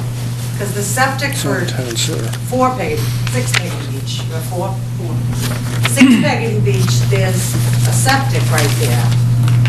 Sure. At Pasella. Sure. They're on town sewer. This property, They're not on town sewer. this property here does have service to the town sewer. The abutter behind us, if they are on a septic system, there'd be no setbacks to the pilings on this. It's not a foundation that would have setbacks to it. It wouldn't impact the abutter's septic at all. Okay, my question. We have a motion. Move that the board find that the property at 40 Peggotty Beach Road, as described on a plan by Morse Engineering, dated and revised 12/15/16, is non-conforming as to lot size and lot width. Also, front yard setback and side yard setback on the southerly side. The property is located in a velocity zone. The proposed structure will not increase any existing nonconformity to the extent that the proposed... It does increase an existing nonconformity. Rear yard And setback. not create any existing nonconformity. To the extent that the proposed structure is an intensification, it is not substantially detrimental to the neighborhood than the existing structure. And as such, find under 48 Section 6 and 810.2 that the proposed raise and reconstruction shall be allowed. Discussion. Do we have a second? Seconded. All those in favor? Aye. Aye. Opposed? Thank you. Is there a special or a second motion regarding section 470.6? I'm sorry. Yes, that's the floodplain. Thank you. Is that a special permit or is that just a finding as well? That's a special permit. Also, to find that grant a special, the board will grant a special permit under section 470.6F, citing the same plans and reasons. Okay, that enough? I think it is. You don't have to read the section. No, 470.F. No, that, again, was stating that the 3 criteria are met, such the improvements must be consistent with the requirements of the National Flood Insurance Program. 2, any improvements must be consistent with those provisions of the State Building Code pertaining to the flood-resistant construction with the building commissioner. And 3, any improvements shall not affect the natural drainage pattern of the water course. Second. All those in favor? Aye. Aye. Unanimous. Thank you very much. Thank you.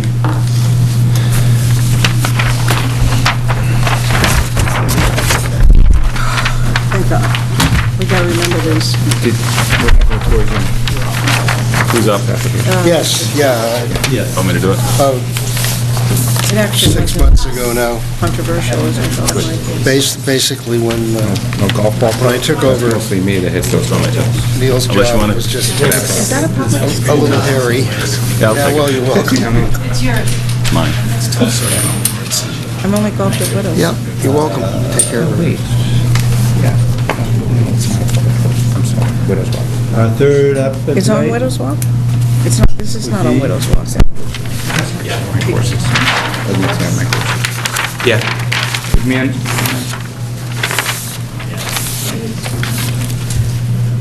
Gerald F. Schindler of 54 Stetson Pines, Morwell, requests a special permit of finding in accordance with Mass General Law, Chapter 48, Section 6, to raise and reconstruct pre-existing and non-conforming well, having more than 20% gross square footage, and a floodplain special permit under Section 470. Not a floodplain. Of the Scituate zoning bylaws at 15 Penn Avenue in Scituate, Assessors Map 39, Block 4, Parcel 12.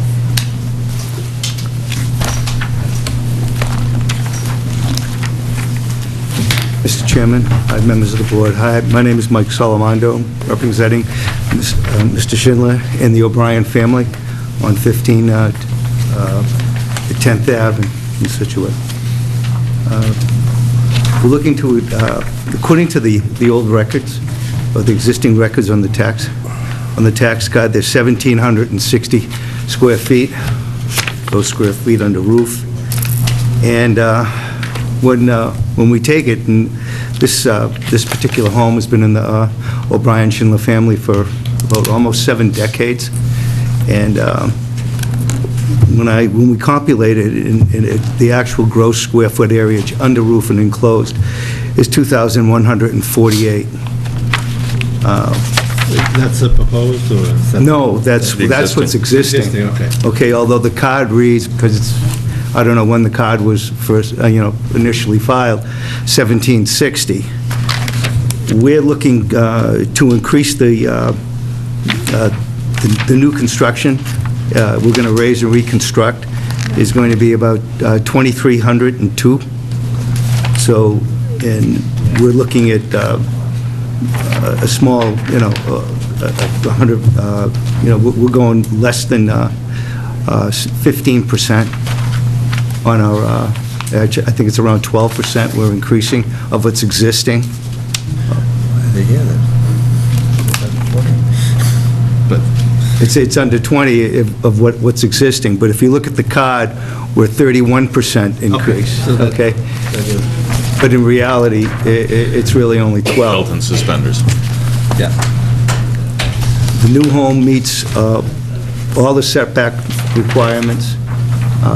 It's a non-conforming lot in square footage, but it is the second largest lot on the street.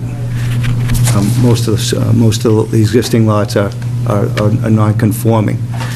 The only setback that we don't meet is the front yard setback, but we do conform to the average of what in that neighborhood is acceptable I was told by the building department at 15. The existing home that sits there now is 13.2. We moved to 15.5, and that's about the average of what the existing houses are, 200 feet on either side of us.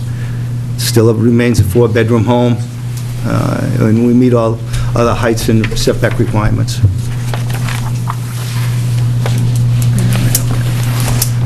Okay. So, just to clarify, the proposed dwelling will be set back 15.5. Correct. And the existing is 13.1. Yeah, 13.1 or 13.2, I'm sorry. Yeah, okay.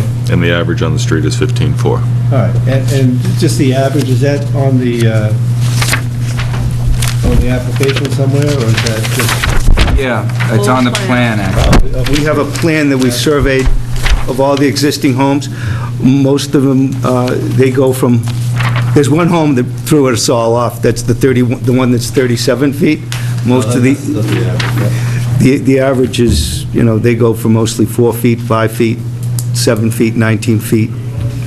I really liked this. I thought it was the nicest thing I've seen in a long time. Very well done. Very easy.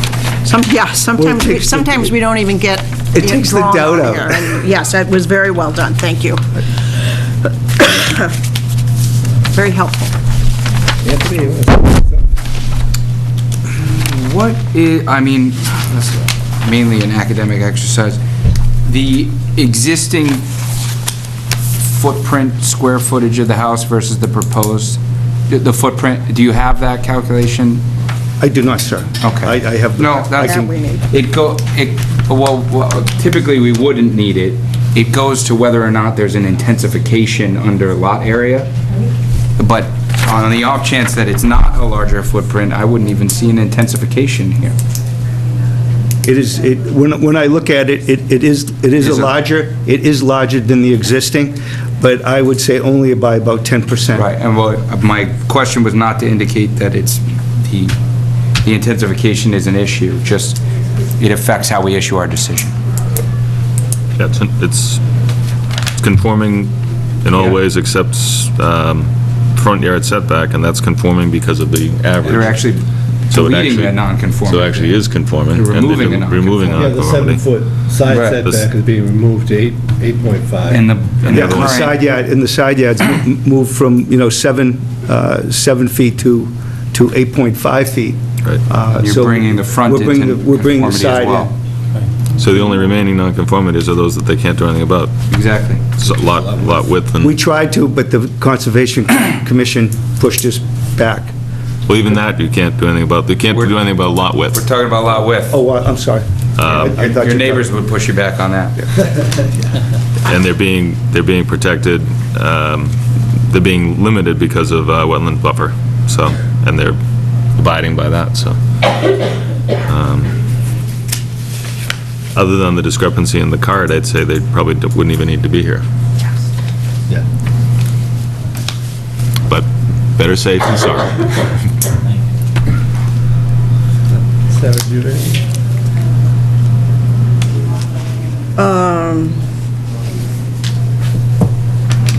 No, I don't think I did.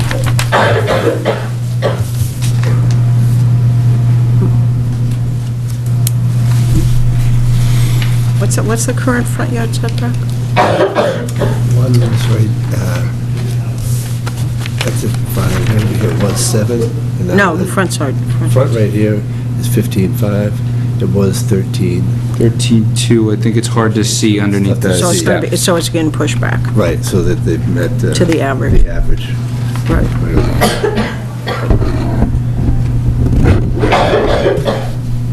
Yep. No, I don't have anything. Questions from the audience? Joseph Byrne, so from Kate Byrne, own 13 10th Ave. So just kind of curious, significant changes to, I guess, the current footprint. It sounds like it's just being moved slightly back off the street. Is the, I guess, the rear of the footprint being pushed further back as well? And then how is the height going to be adjusted? How far off, how high is this actually going to be built off the ground? I believe the first floor, is the first floor elevation going to change? 6 inches? Going from 17.9 to 18.5. So it's going up About a foot. less than a foot. Less than a foot. And we push back that, we're pushing back, I know what your concern is, we're back, we're part of the house is back 7 feet, more than what's existing, but doesn't go past the porch that's existing. And then So what you have there is an existing porch, yeah. that's sort of where the structure's gonna end too. Okay. And we're trying to, like I said, my wife's family's been there for years, so we're just trying to, we know all the neighbors, so we're doing it right for the neighborhood, protected the house for where the environment's going, and expect we're doing it the right way with all the setback laws and, and plan on moving down there. And then just on the height, so that's 2 stories? The section by you is 1 story. 1 story? Okay.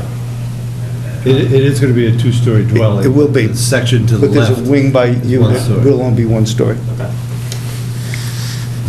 Any other questions? Sure. Kate Byrne, 1310. I'm just curious, do you have a blueprint of it or something that we can see? Do you have another one of these? I'll just see it.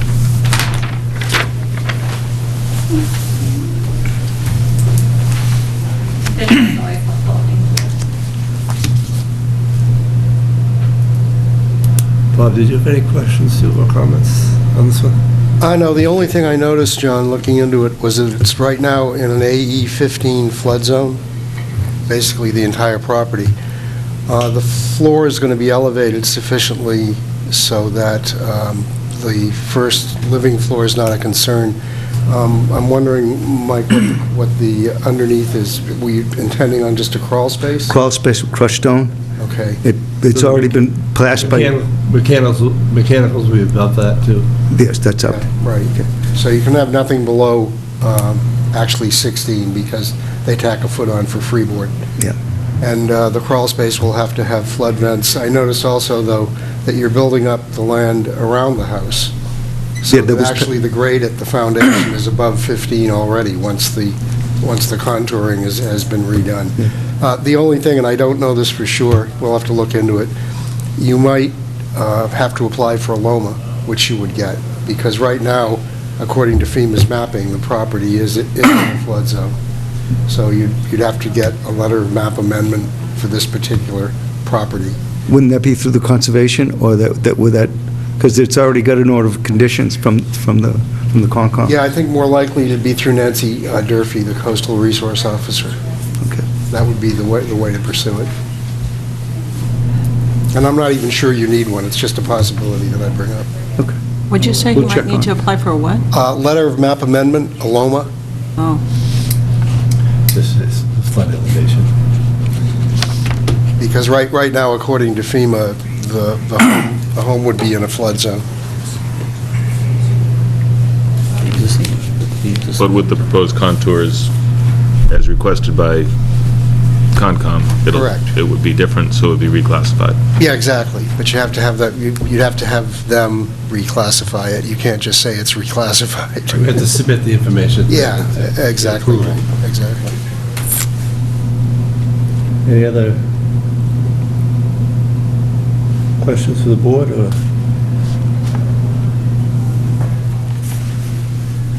We have Your turn. My turn. Got no Frank to lean on. Well, I said that earlier. Yeah. I got the same bet. one, if you want.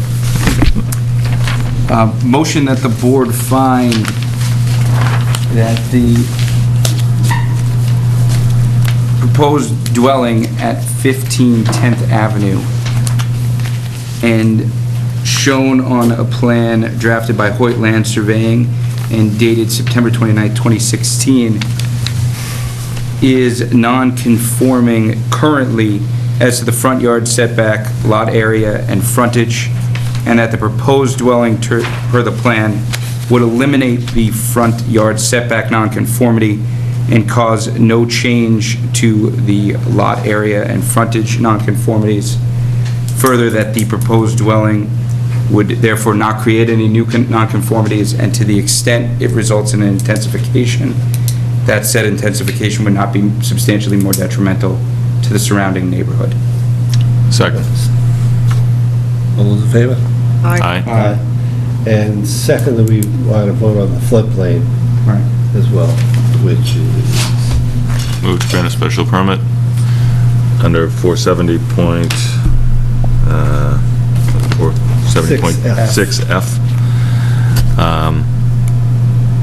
to construct the building as proposed, and that the proposed structure meets the 3 criteria of the section. Do we need to read it? I don't think we need to read it. I mean, we're citing the section. Yeah, we're covered there. Second. All those in favor? Aye. Aye, unanimous. Mr. Chairman, board, thank you so much. Thank you. Thank you. Who's up? It might be me. Oh, no. Yeah.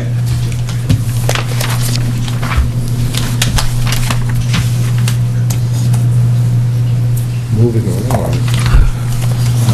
Let's see. Mr. Garcia, you up next for 20 Collier? 20 Collier, number 4.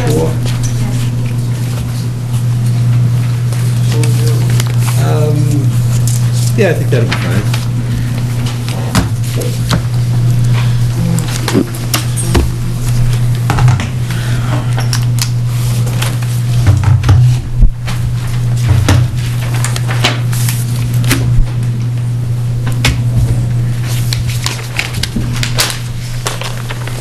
Is this Bayberry next? Where's my... This is Collier next, I think. Collier.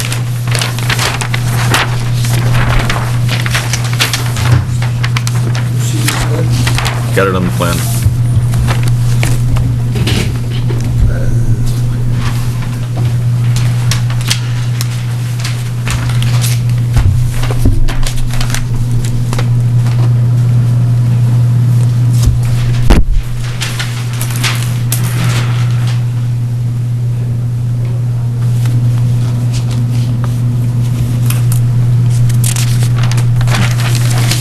those aren't public ways, the condos.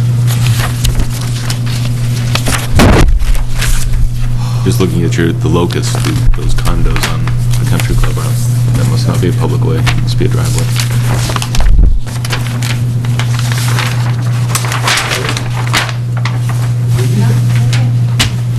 Kristen Holmwood and Margaret from 74 Fisher Road in Southborough request a special permit finding pursuant to section 810.2A of the Scituate zoning bylaws and/or Mass General Law, Chapter 48, Section 6, and/or any other relief the Board of Appeals may grant for an increase in the gross floor area of 31.1% at 21 Collier Road in Scituate. Assessor's map 64, block 5, parcel 1. Thank you, Mr. Chairman. My name is Paul Marabito from Russell Engineering Company, representing the applicants who are present this evening in the audience. And also with me is Steve Noonan from Axiom Architects, who are the project architects for this proposed house. The site consists of a single-family lot on a corner lot of Cliff Avenue and Collier Road. It has 5,712 square feet. The nonconformities of this lot are the lot area and the front yard setbacks. The front yard setbacks on Cliff Avenue and the existing is 1.4 feet. We're going to reduce that to 1.8 feet to have a less non-conforming front yard setback at the top part. And at this portion of the lot, we're going to go from 1.6 feet to 4.7 feet. The rear yard setback from Collier Road will be 20.2, which is conforming. And the closest point of the rear yard from Cliff Avenue will be 8.1 feet. The existing garage to the west of the existing house is going to be raised. The existing house shown in brown on this plan, or it's also on your plan shown in crosshatched, that will be raised. And in its place, the new dwelling will be reconstructed. The outline of the dwelling is this heavy a purple line. There's also a covered porch on the Cliff Avenue side, but the dwelling itself will be the area within the purple. On the Collier Road side, there will also be an open deck for views out toward the ocean.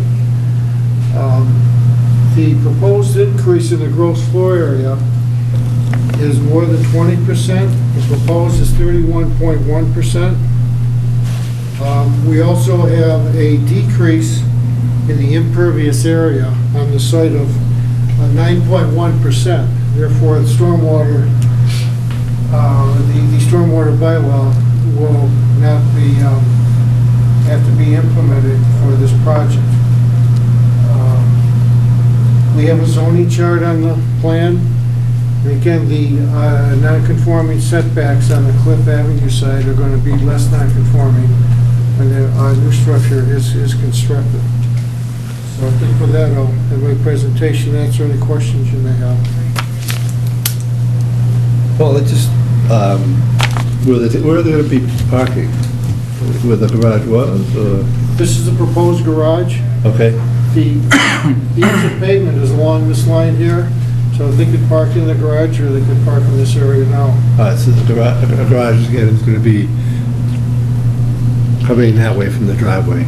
Yes. The proposed garage is set back further from the pavement than the existing one. This is the existing garage where they park now. They park in front of it, because the pavement's all the way out here.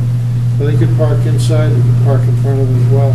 There's also some room to park here along the side of the house as well.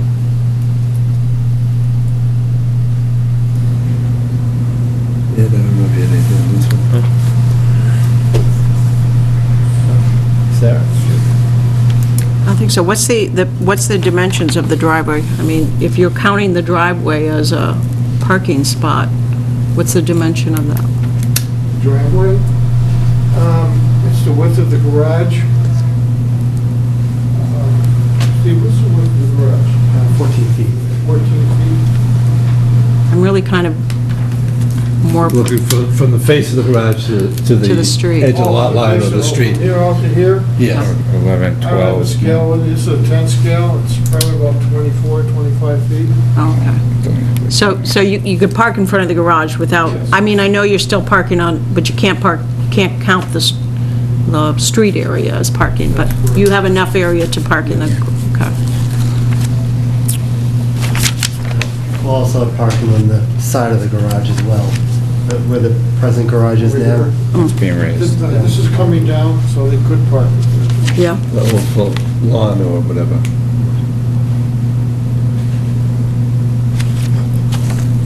And just for clarification, town sewer? Yes. Okay.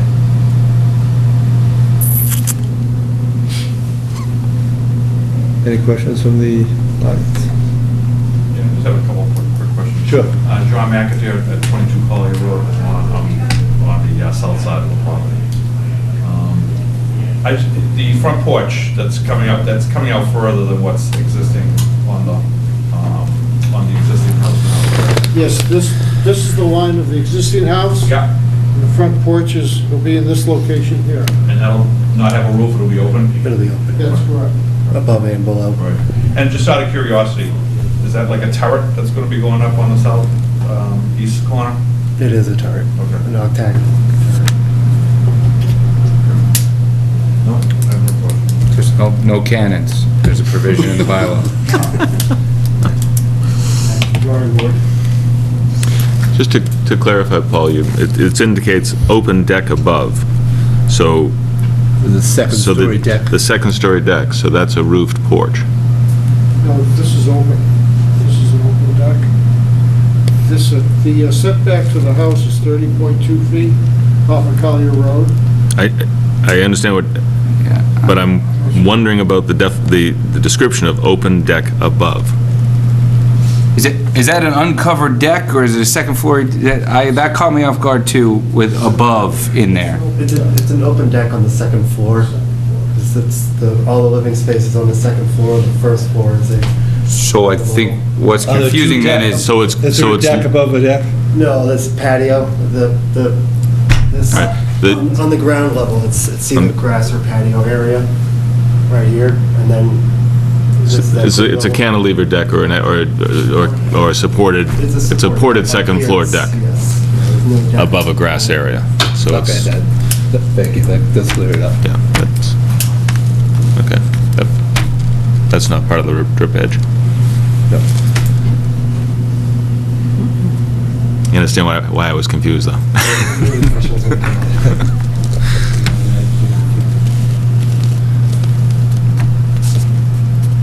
Well, The other... Let's see, a motion. this is just a 48, Section 6, right? A relief on 810, no floodplain. So, move that the board it's not a finds that the floodplain, is existing... It's not a floodplain, is it? No. Yeah. So move that the board finds that the that the structure as outlined on a plot plan of 20 Collier Road by Ross Engineering, dated November 15th, 2016, represents a property that is non-conforming from lot area, front yard, it's front yard setback off of Cliff Avenue. And that's it. That the proposed structure will not create any new nonconformities, and to the extent that the proposed structure intensifies, will not substantially be detrimental to the neighborhood than the existing structure. And that to find under 810, that's 48 Section 6, and also under 810.2, that the increase of approximately 31.1% will not be substantially detrimental to the neighborhood. Second. Second. Discussion? No. Okay. All those in favor? Aye. Aye. Opposed? All right. Okay, thank you. Thanks, Paul. Good night, Steve.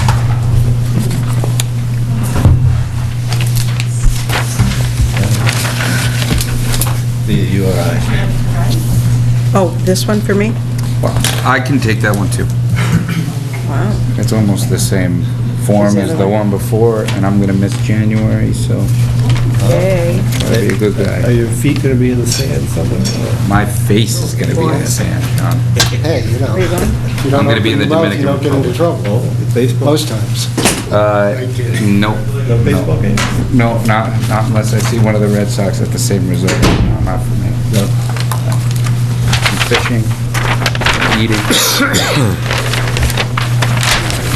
This is going to be an interesting one.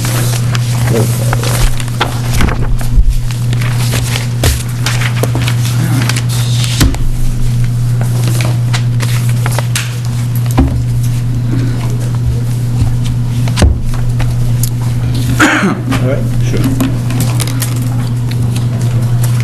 Paul Sheeran of 48 Ocean Avenue, Scituate, requested a special finding in accordance with sections 57.6F, 810.2B of the Scituate zoning bylaws, and/or Mass General Law, Chapter 40A, Section 6, and/or any other relief of the Board of Appeals in grant that the raising of a pre-existing non-conforming single-family dwelling at 25 Bayberry Road, Scituate, Assessor's Map 5, Block 1, Parcel 41, a single-family dwelling thereon will be less non-conforming and will not be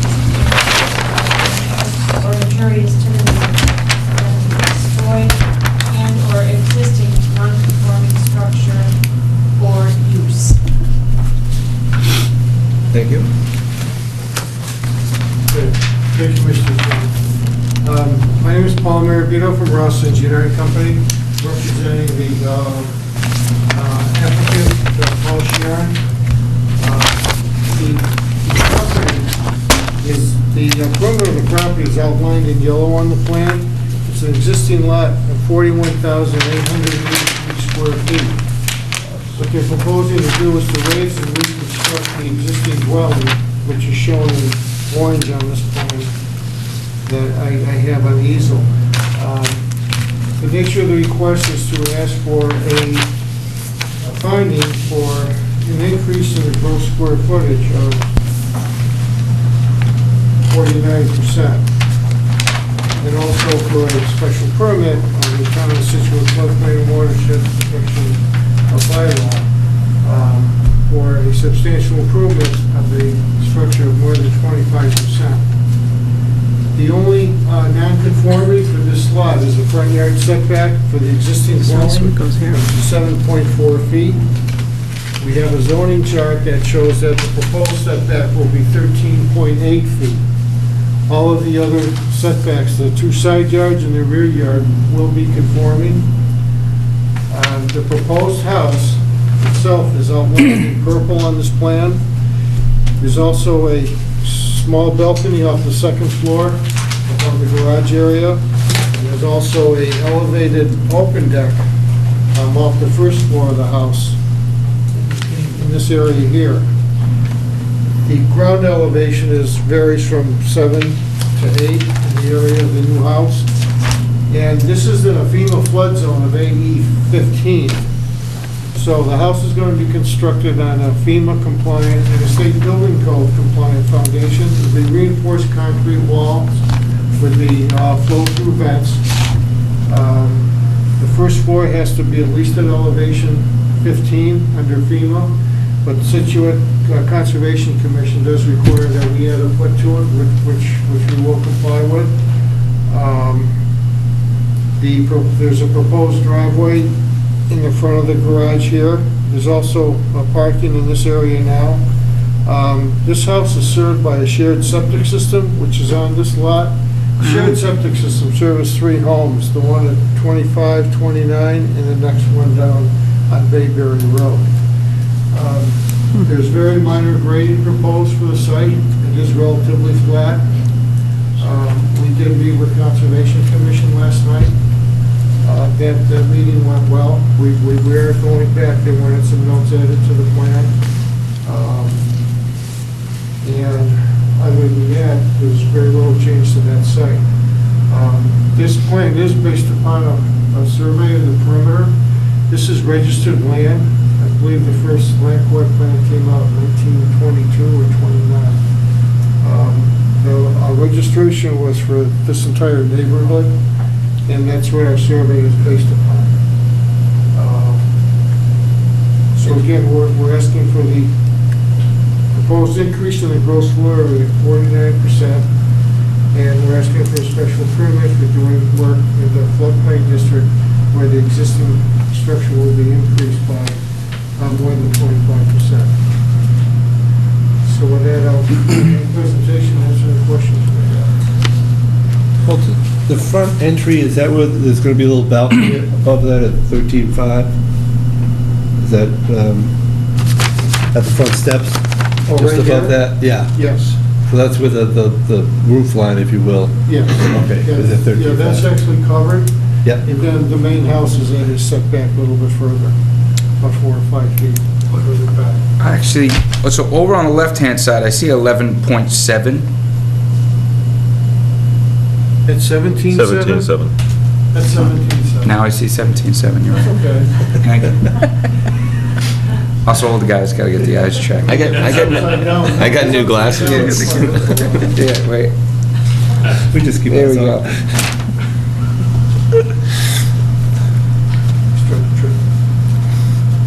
I was having trouble reading students' papers, so I had to get new glasses. Now I can see it. think I might be due. Well, again, it looks like it's set back a little further than 29. I'm assuming that's the case, or just by your eye, it seems like when you're able to move the building back, there, it seems like it's back farther than the neighbors at 29. Just, the proposed building is set back farther than the existing building at 29. Yeah, Right, this the existing building is 7.4. This is the front of the existing house, and the proposed house is back here. That 13.8 feet is to the... Oh, you mean number The house 29. number 29, it looks The like. next door neighbor one. Oh, that- Yeah. right. It appears to be, have a greater setback than the neighboring Yes, it property. does. This was reconstructed, I'd say in the last 10 years, I believe, something like that. Any other questions? No. Sarah, Judy? Well, this seems to me to fall right under 810.2B, okay? So it's got sufficient lot, frontage, and area, correct? It's non-conforming as to one or more dimensional requirements for front, side, or rear setback, and it's only the front setback, okay? So if you read this, to me, this is, it goes on to say, shall meet all dimensional requirements for front, side, or rear setbacks, provided that any alteration, well, okay, I jumped ahead. But anyway, it says the proposed repair, alteration, reconstruction, or extension or structural change shall meet all dimensional requirements for front, side, or rear setbacks. So it seems to me, reading this, you got to push it back. That it seems that, am I not reading that right? 810.2B is what would allow the building inspector to grant a permit without coming here. Right, but simply We are, because of so that, our it involvement jumps to the comes next in paragraph. 810.2, No, no. only in the last paragraph. No, but you, and so you're just ignoring that it says that they have to, that seems kind of crazy. That's that what he they would goes- have to do in order for the building inspector to grant a permit without coming before us. You have to go to the beginning of 810.2, it says, "The building commissioner may agree. permit the repair alteration." But Then you- it gives two conditions when he may, or she may, and then it says, "In all other cases, it comes here." So you're saying, you, see, and I just don't read it that way. I'm seeing it still has to, it doesn't say, well, you don't have to meet those. He was just saying that, That if the building I inspector... think you read them together. I don't think you read them individually. You have to start with the beginning. It says, "The building commissioner may permit the repair," and then it says, "in the case of a dimensionally non-conforming building, in all other instances." You have to read them in order. I think this right here, the last portion of this too. I don't think we're ever going to agree. This paragraph pertains to the building commissioner's rights. If those rights are met, he's able to issue that without coming here. If they're not, then we go to the next portion of it that says that you have to come in front of. I just don't read it that way. Sarah, then A wouldn't make any sense. None of it makes sense to me. I think it's a terrible bylaw, personally. I believe it was. It's very confusing. I believe. You're right. We had the same issue on It is, Peggy Beach. as are, many things that need to be drafted with this many considerations in mind.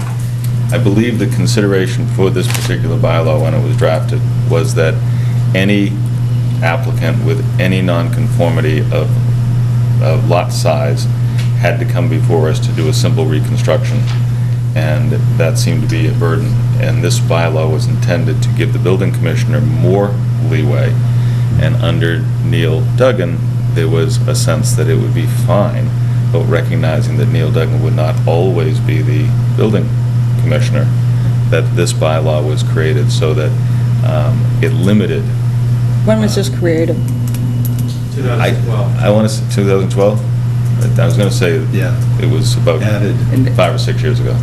And by your reading, then when you look at A, there wouldn't be anything for us to do, because everything's going to fall into one of those two categories, and it would have to comply with everything. We hardly have gotten one of those categories. What's that? Since we've been doing this whole thing? Yeah. It's like the first time. That's everything. None of them should come to us. None of them in A or B should come to us.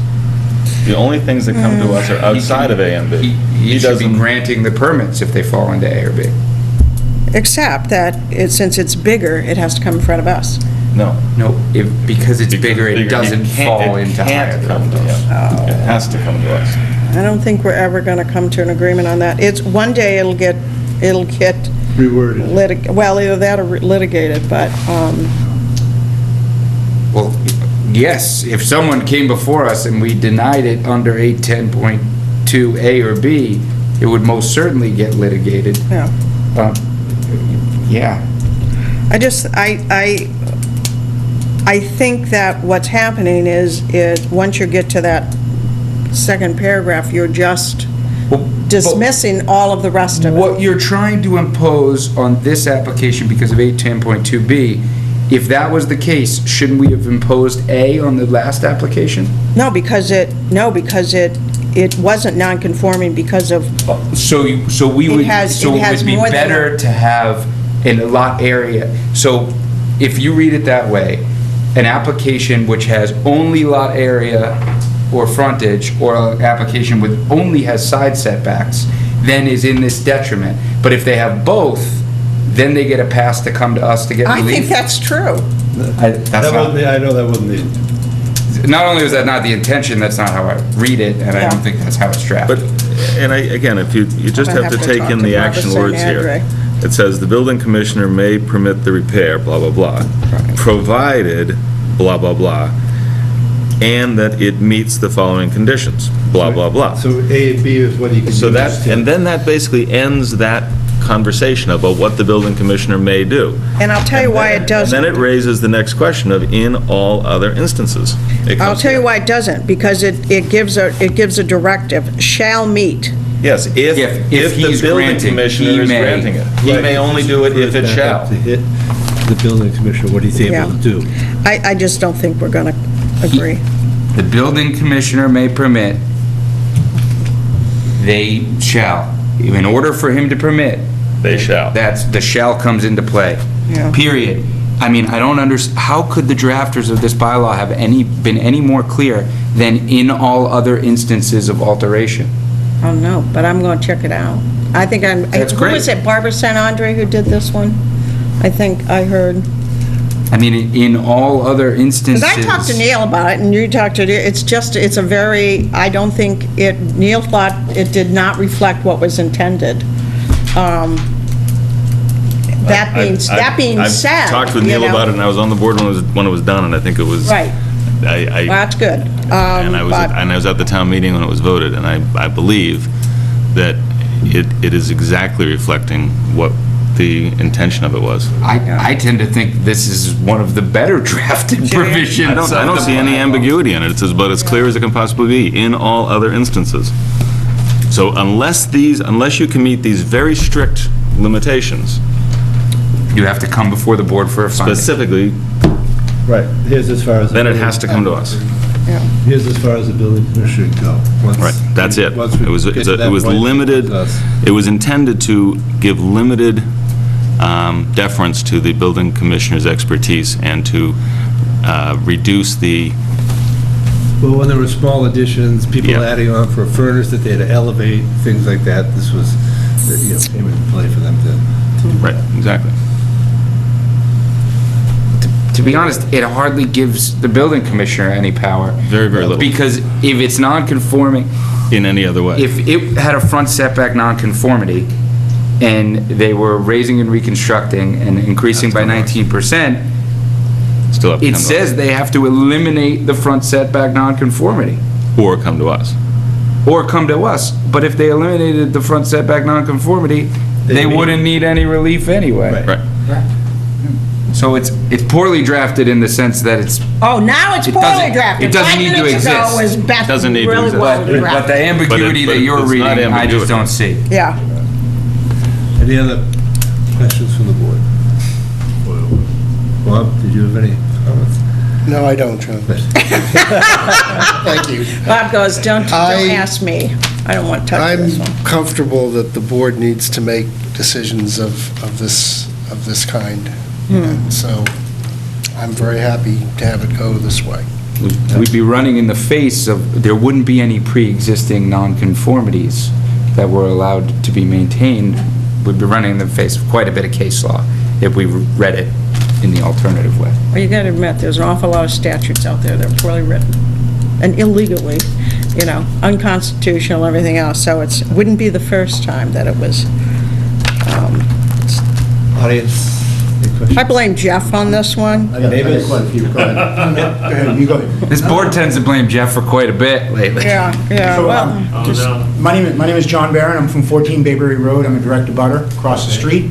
I did participate in last night's Conservation Commission meeting. I would not agree with the perception and the translation of the Conservation Commission's concerns at all that's been presented previously in testimony.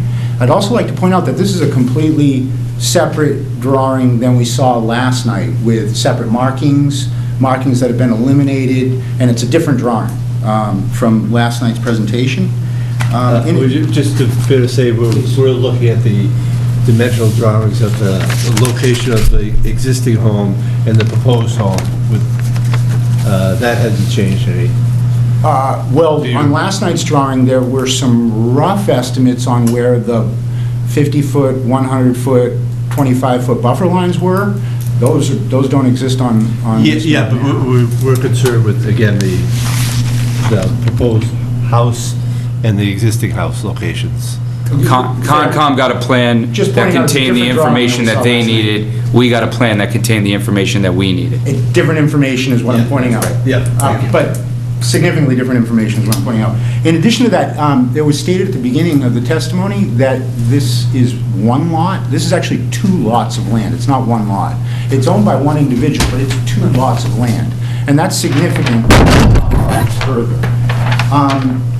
I'll voice my same consideration, some of the same concerns I had last night, because I think they're mimicked here and they're also under your jurisdiction. This property is completely under control and in the Salt Marsh District. That's not noted on any drawing that I've seen so far. This drawing is completely in the floodplain and water protection district, and that's not. I think the floodplain was stated in the application that... So there's another wash plan inside the GAS drawing, which I hope you guys could call up, that has an overlay of a specific watershed area that's entirely a part of this property.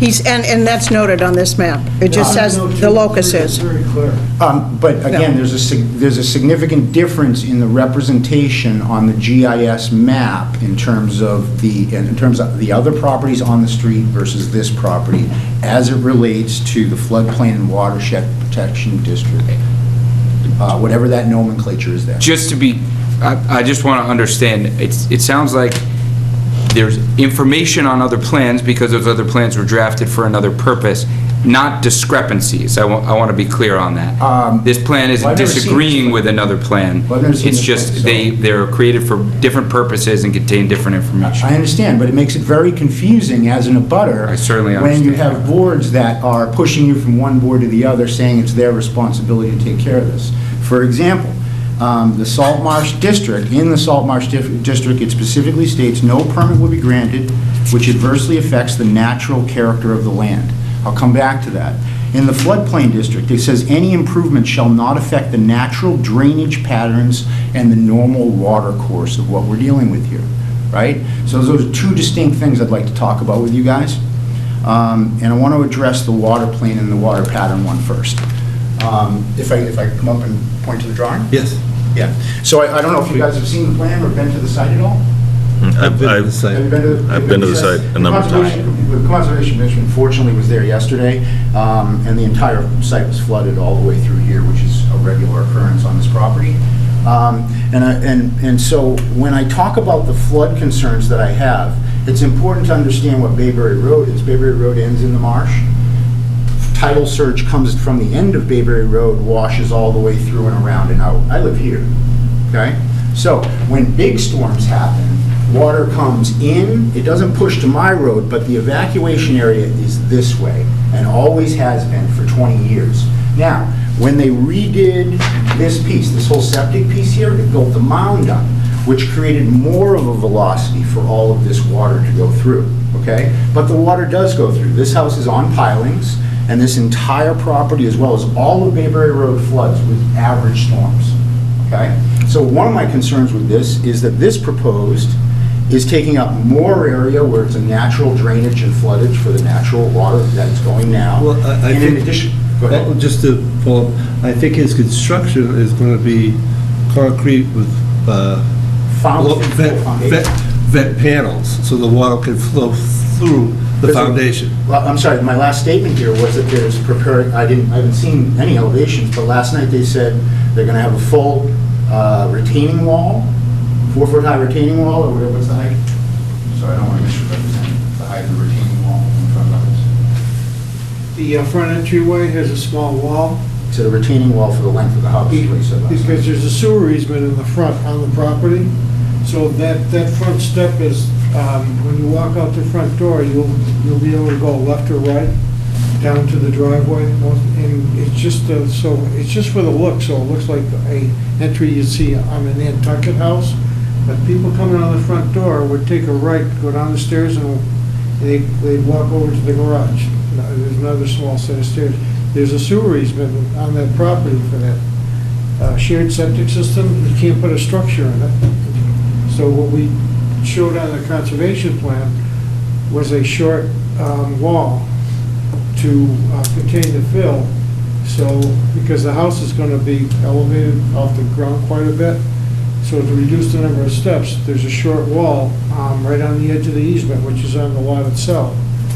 And that'll have some fill inside of it, and that's to support the stairs and also provide people the ability to walk down to the garage and the driveway. So I'm sorry, I didn't But really finish. the other thing I'd like to point out, this isn't a FEMA flood zone. It's in land subject to coastal storm flowage. This whole part of the town is in that zone.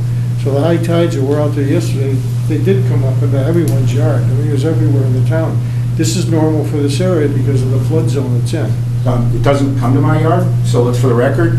And my contention is if you put a retaining wall up here where the water used to go, it's coming, and you're diverting the water. You are actually affecting the natural pattern and draining of the water course of the water. It's very simple. You put a retaining wall, you put a big wall here of concrete where the water used to go. It's got to go somewhere, guys. And you come down to the lot, there's no place else for it to go. out to the waterway. That's one of my concerns. Again, this is completely in salt marsh. This right here, if you were to draw the lot line here, this is entirely salt marsh here, all the way up, all the way around. It's not depicted here in any way, shape, or form, but this is literally in the salt marsh. Finally, I want to point out that I believe that the request that they have, as far as I can tell, is incorrect in terms of what they're requesting for relief. They're requesting relief from a variance of a front yard variance. Can't get relief from a variance. I'm sorry. I'm not a lawyer. I'm just trying to read your clarify, bylaws. Just trying to read your bylaws and understand everything. They're identifying a limitation in a setback requirement, which they currently are already non-conforming. Non-conforming. And they're asking to continue that non-conforming. Excellent. So let me just make my point around that. They're asking for a non-conforming around a front setback, okay? This house was built with original Bayberry Road, okay? This road right here was never there. This road, when this house was built, this road was up here on paper called North Ave, okay? And this house was built on Bayberry Road, the original Bayberry Road, in 1910. My house was built in 1890. 10 or 12 years later, they built a new road because this is running into the ocean that was called Bayberry Lane, okay? Bayberry Lane went back there, and 6 additional years later, they kept building back Bayberry Lane. This house has always existed on Bayberry Road, okay? And so my point is, I'm going to make 2 points from a picture and then I'll stop talking. Here's the one with Bayberry Lane in it. This is just from 12 years ago, okay? But you'll notice the design of the road and the design of the houses on Bayberry Road. I'm sorry, Bailey's Causeway, I just lost my space. Bayberry Road. See the houses, how they're all lined up? They're all lined up perfectly, like Ocean Ave, like Hatherley, like all of the streets in Minot. All of the houses line up. This is the subject house, okay? Now what I want to show you is this from Google Maps. Here's the lineup of these houses down Bayberry Road. This house was built on Bayberry Road with zoning of Bayberry Road before Bayberry Road Extension or North Road or Bayberry Lane was ever built, okay? But please let me finish, sir. Please let me finish. Just a point of... Yes. When you're talking about the subject houses being built, there was no zoning. It didn't matter. There was zoning when Bayberry Road was built. There was zoning and design. It's very clear, sir, the zoning and design. Let me first of all show you this. 2 pictures of this subject house. Which would you imagine is the front of the house? It doesn't matter. As you said, the house was built and then the road was built afterwards. No, the road was built. Bayberry Road was built, and this house was built with Bayberry Road specifications. But again, the look of the house does not dictate what we're considering the front. I completely understand. And the fronts could change as roads change, as they have too. But Bayberry Road hasn't changed, sir. Bayberry Road has been there since they've been there since before my house is built, But to clarify, we have a subject property which has frontage on Bayberry Road. You have a subject property that was built on regular Bayberry Road. But This is side yard. Today, Side yard. we have a parcel of land which is accessed and has frontage on a way. Our definition of front yard is that which it fronts on. If there's another street, if there's another street that exists, there's another street that exists, on paper or otherwise, we would have to take that into consideration as also fronting on that way. In the plan that the engineer has presented to us, the only way that is apparently currently a way that is abutting this property, unless there's a missing paper street, is Bayberry Road, as it exists today. The paper street at the time the house was built. It doesn't matter, it's as it exists today. So there's another bylaw that you folks have, right? And the state has this bylaw as well. Now, this is my final point, if you'll allow me. The state has this bylaw as well. It's called the intended nature and character of the neighborhood. okay, right? You guys are on that bylaw as well. That's part of what you guys decide on. This is the intended nature of Bayberry Road. See my house, how it's lined up perfectly with this subject house all the way down Bayberry Road? When it was built, see how they're lined up? And you look at it on any map, Bayberry Road was built that way. They can't all of a sudden take a house that was built on Bayberry Road, and just because another side street comes in, they switch the whole orientation of the house? Sure they can. No, they can't. That's not how the neighborhood was built. You wouldn't allow somebody on Hatherley Road to do that. You wouldn't allow somebody on... Sure you do. Sir, if they were within the building envelope, we certainly would. No, you would not allow them to encroach on Ocean's frontage, their frontage that was designed for this road. When a parcel of land is owned, it can be developed. You can have a roadway that is added to a parcel of land that didn't exist prior. We have a number of, just an example, right up the street here, we have Pheasant Hill. I'm very familiar with it. My father built it in 1957. It went up and it was a cul-de-sac. It ended. Later, there was an extension put on it, and it was allowed. The planning board looked at it, allowed it, it got changed.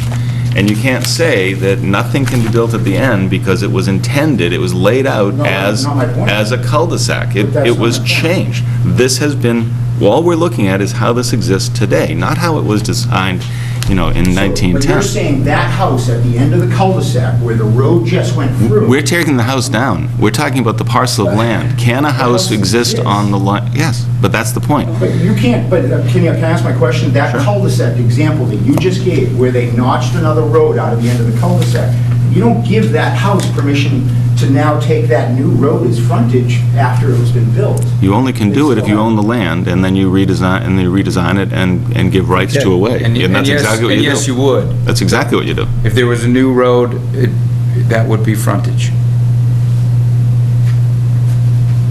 Okay, thank you, John.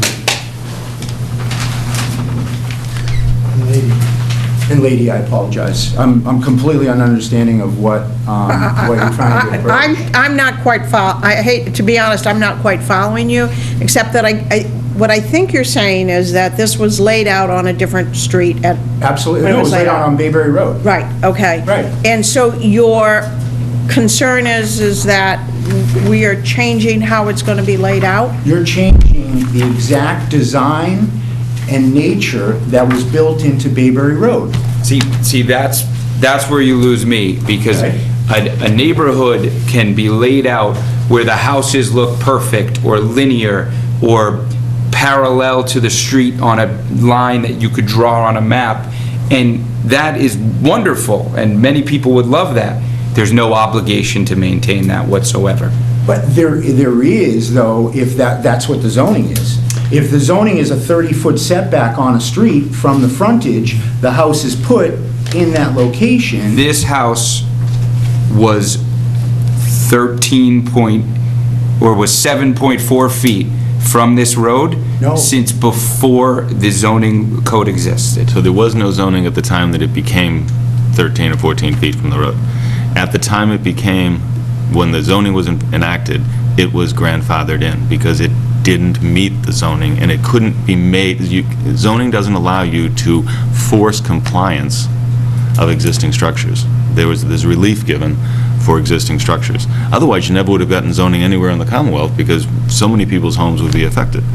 So it grants relief for that. So this house, no matter, because it was built before zoning, when zoning came into place, it complied. It didn't meet the zoning, but it was grandfathered as having being allowed the nonconformities that existed at the time that they adopted the zoning. Seems like double jeopardy. Seems like they took advantage, when they built the house, they built it with the proper design plan in mind. I won't use the term zoning. It's the same throughout the whole neighborhood. And now all of a sudden, because they get a side street put in, they can now change the whole mode of the property and the look and feel of the street. They can use that street as their frontage, which they It is the represented frontage. here.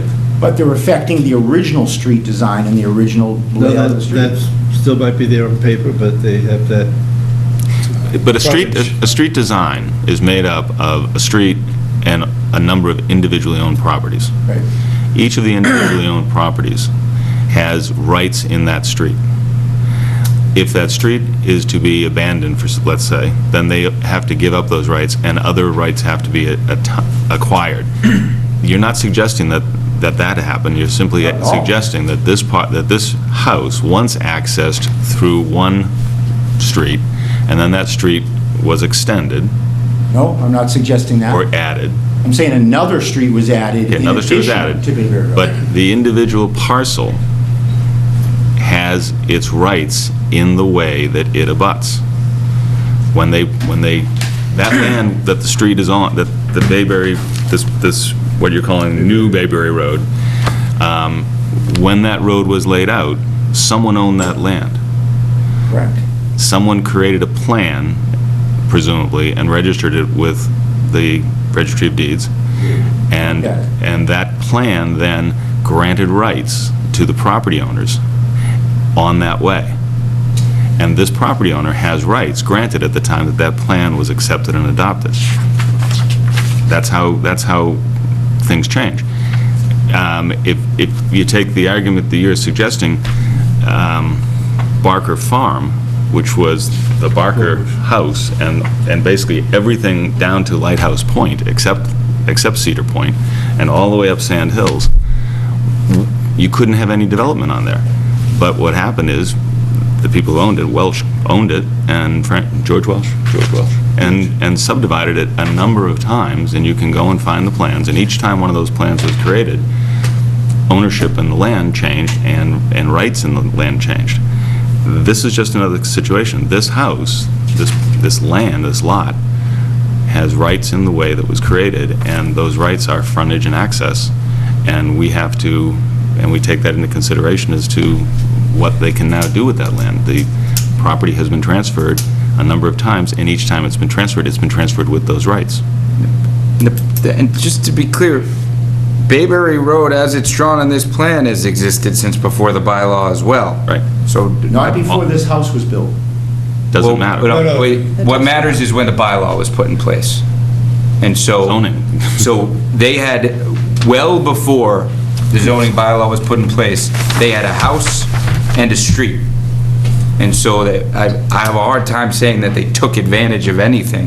They had a house... The right that was granted to them as the... Well before the bylaw, but we have this house and this street on a plan from the 20s. You have that street on a plan from the 20s, that's correct, 1926. Yeah. Zoning is what, 50? But it's not called Bayberry, it wasn't called Bayberry Road, it was called Bayberry Lane, and it was a new extension. Well, if it very well may have, well, no, it was called Bayberry Road in 1927, and the dimensions were the same as they are here. I'm looking at the plan. Right, but this house was built in 1910. No, but the zoning came into place in the 50s, but it didn't matter when the house was. Okay, fine. And again, we're back to the same I don't want to situation. take up the board's time on you, you don't need to make me a lawyer, and I It's appreciate that. certified land. It's land court land. Yeah, it is what it is. So is there any element of fair treatment along the street in terms of how you've looked at these other houses or anything like that? I'm just trying to figure out, so there's some What you're discussing is some sort of organized placement of homes with respect to a street, and there is no such consideration. I'm sorry, I'm just merely referring to the other houses that have been developed in similar form on this street. That is merely by coincidence and because people wanted to do that. Someone who doesn't want to do that doesn't need What's by to. coincidence? That the homes were developed in similar form and respect along the street. It's not what I'm referring to. I'm talking about the latest, I'm switching subjects. Sure. I'm talking about the latest remodels that have been done on the street, right? Sorry, I gotta get my numbers right. 29, 35 was done first. 35 was given no leeway in terms of footprint or otherwise, in terms of expansion of their. Well, I beg to differ. I was on the board at the time. I'm sorry? I beg to differ. I was on the board at the time. This footprint's almost the exact same, sir. And Yes, I asked the Snows. At the time... They said they were very strict. Yes, that we were very strict in a variety of ways. Look at the minutes, excuse me, I'm sorry, I'm not like... Specifically, there was what I recall there was you had a driveway, they had a garage, a detached garage that had to be elevated. Is that the one on the... Detached garage. And it's still there. Detached garage, and it had to be elevated, and we put a wooden ramp up to it. Right. It's got a wooden ramp coming up to it instead of a. We're talking about the next one. That's the next house, sorry. Right, that's the next one. All right, I don't recall it. But these have all been developed, and they've all been granted the rights that were accrued to them according to the bylaws. And this is, all we're doing in this one is looking at the bylaws and applying the same thing. There really isn't a lot of change here. The size of the lots are different, how far back they went into the, again, I understand this is marsh. I understand, but lot area is lot area. We have houses in the last neighborhood we were looking at that the lots go out into the street, into the ocean. They're 4-acre lots, but only a quarter-acre lot exists. You're not really addressing my question in terms of, I'm trying to get some consistency in terms of how you're treating each of these houses. I'm exactly addressing your question. We have addressed each one of these lots in their particular character, dimensions, and setbacks within the bylaw and what we can do. And what this lot has presented to us is an existing setback from the street of 7.4, I think is the closest. Yes. And they're looking to reduce that nonconformity. Their rear yard setback, their side yard setbacks are not an issue. They're doubling the floor plan, 49%, right? Again, that's not a function of setbacks. That's a function of, if this was a 10-acre lot and they wanted to quadruple the size of it, that's not a problem. I mean, again, it's not that, if I look at the size of the house next door to it, at 29, and others, we're talking about similar structures. That's the only one, the 29, right? Similar structure, across the street. That's me. Down the street and across the street. You know your neighborhood better than I do. If they do it within the required dimensions, you could build a 40,000 square foot house. Thank you very much. Thank you for your time. Hey, Paul, let me ask you something.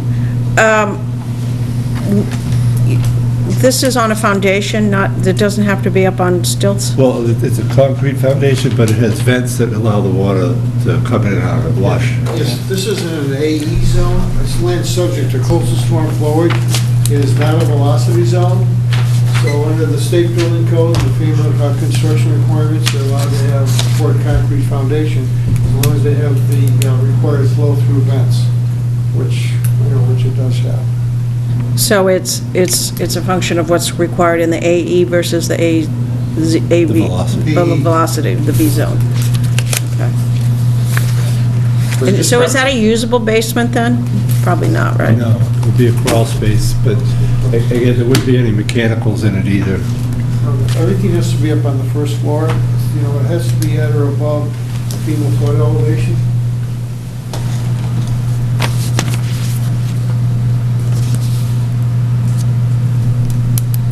Any other questions from the audience? Board members, do you guys have anything? Bob, did you have any comments on the foundation? I'm good, as long as it's designed and it will be with the proper respect for the FEMA requirements and Mass Code requirements in terms of foundation and elevation, it's fine. So Paul, the existing elevation, just to sort of read it right, is 9.7. And then the future elevation, or proposed elevation would be 16. Again, that's for the first floor.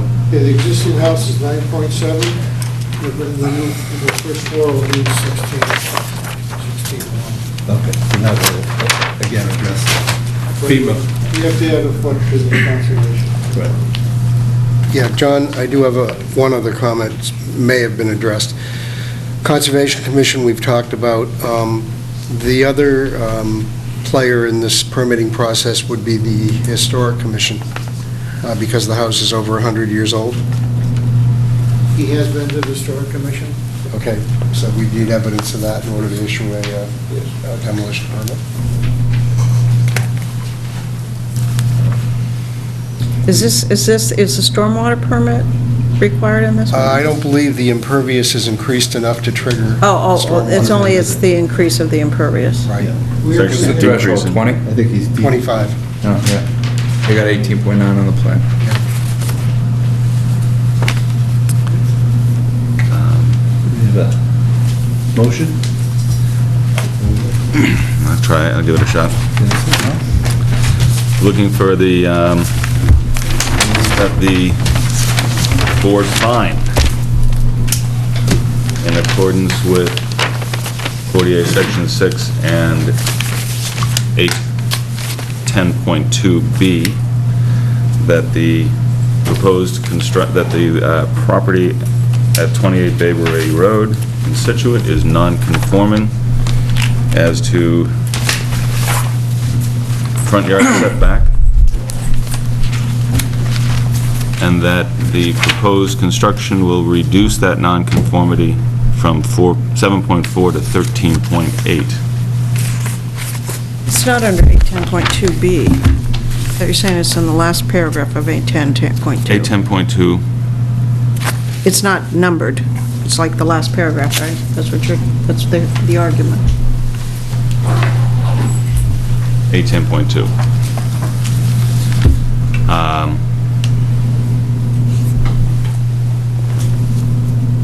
That the proposed structure will not create any new nonconformities, and to the extent that the proposed structure is an intensification is not substantially detrimental to the neighborhood than the existing structure. That's the finding. Discussion? Second. Seconded. All those in favor? Aye. In addition, move that the board grant a special permit under 470.6 F, incorporating the three conditions, acknowledging that the application meets the three conditions. Second. Seconded. All those in favor? Aye. Aye.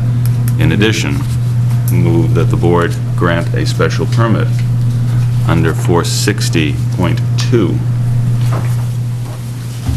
which is the uses by special permit in Salt Marsh and Tidal Conservation District,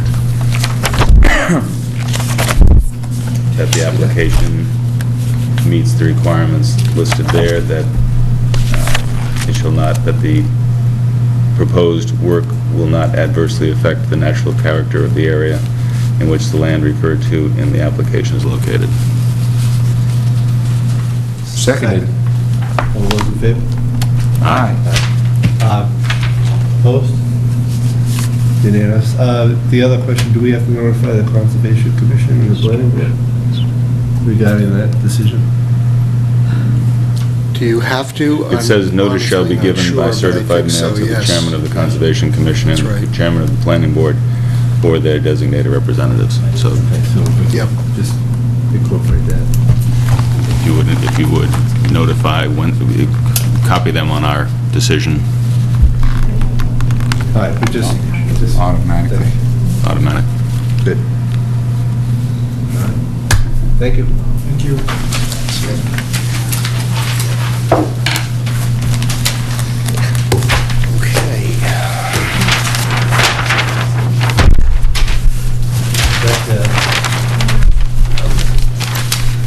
Are you taking that one?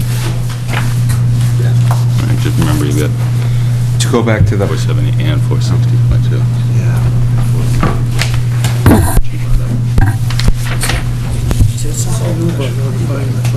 No, it's in the Tidelands. private ways, I think the threshold is if Conservation, they're whatever privately that's called. shown. Why, It's in that one section. By certified letter. I just really have a hard time with that one. I'm actually going to call. Jeff, we've looked for you all night. We could rewrite a lot of this Looking for you all stuff. night. You sneak out and get food at some point? Only if he's offering a proposed I got draft. some food before I came here, so don't worry. What are you prone to dizzy spells? And I promise this will be the easiest application. Oh, famous last one. Careful what you God, wish for. Jeff, you always say that. And then you just pull something, out of your briefcase that makes me go, what did he say? Thank you. Dana Seaver. Yeah, that's exactly right.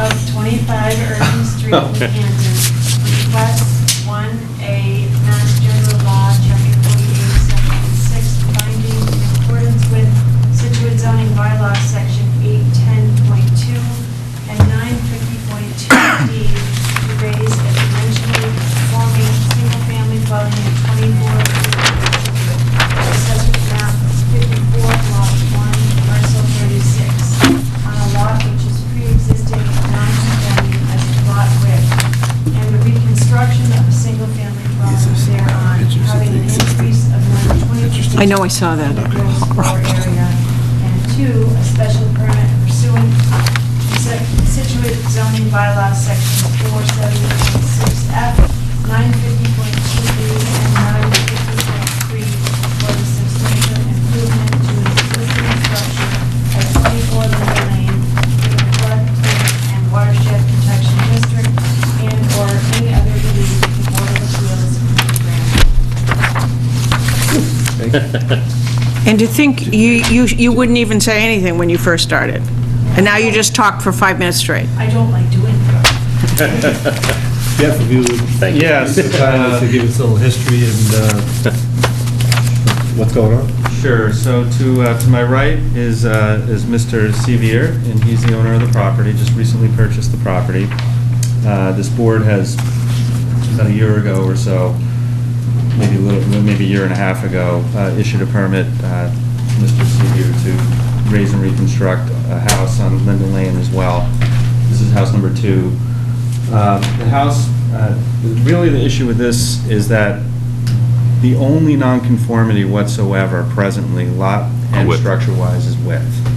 And it's about 114 feet in linear distance along Linda Lane. And the house that's there right now is in a pretty poor and dilapidated state. It pre-exists zoning. And essentially, Mr. Sevier proposes to tear it down and reconstruct the dwelling, which also meets all of the dimensional setback requirements. The property is literally the first property in the flood watershed overlay district on Linda Lane. So literally on the opposite side of the cul-de-sac there. It's a Zone X, so there's no special flood hazard here at all. The elevation of the first floor will be 3 feet higher than what it is now. And so I guess the one other thing that probably makes sense to mention is that the existing square footage is 1,231 square feet. The proposed square footage would be 2,760 square feet, which is an increase of 124.2%. That's pretty much it. I don't see that increase on the plan, is it? Did I miss It's it? not provided on the plan, it's provided in the application. Okay. I think it needs to be on the plan. Put it on We the can plan. make that as a condition. How much did you say, what was it, 124%? 124%, 124.2%.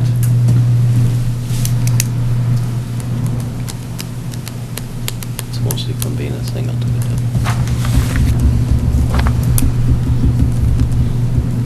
Anything else? No. All right. Kathy? I never, yeah, so lot width requirement is greater than the frontage. Yes. I know, it's weird. It's 125 feet through Yeah, through the since we're house. bashing the drafters of the bylaw tonight, I figured I'd pile on. I know, that kind of. You like those it's like- trapezoids, huh? Right, right. Okay. It's not ambiguous. so What that's is good. what is the width? Did I say, 114. The width's running at It's around 114 at its smallest point.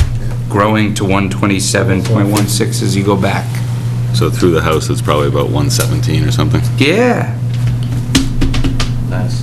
And the lot width in this area has to be what? 125, but Yeah. frontage 100. Yeah, but that's not also on the plan, What is? that the lot width. The lot Is it? width, It says The existing On the lot top, width. right? I know That's what you're what- saying, sir, it's not on the chart. Yeah. But it's extrapolated from the frontage. It can't be any higher than the frontage, which is 114 south. Why couldn't it be? If it goes bigger at the back, it could be. I think it has to be measured at all points from the frontage street. to the It's actually actually at all three points left to right of the house. Right. Yeah, I just think that if you're putting the one thing on, you should, if that's the only nonconformity, I think that should be on the plan too. That would be an easy thing to add to it. I thought they have to measure it through the house, don't they?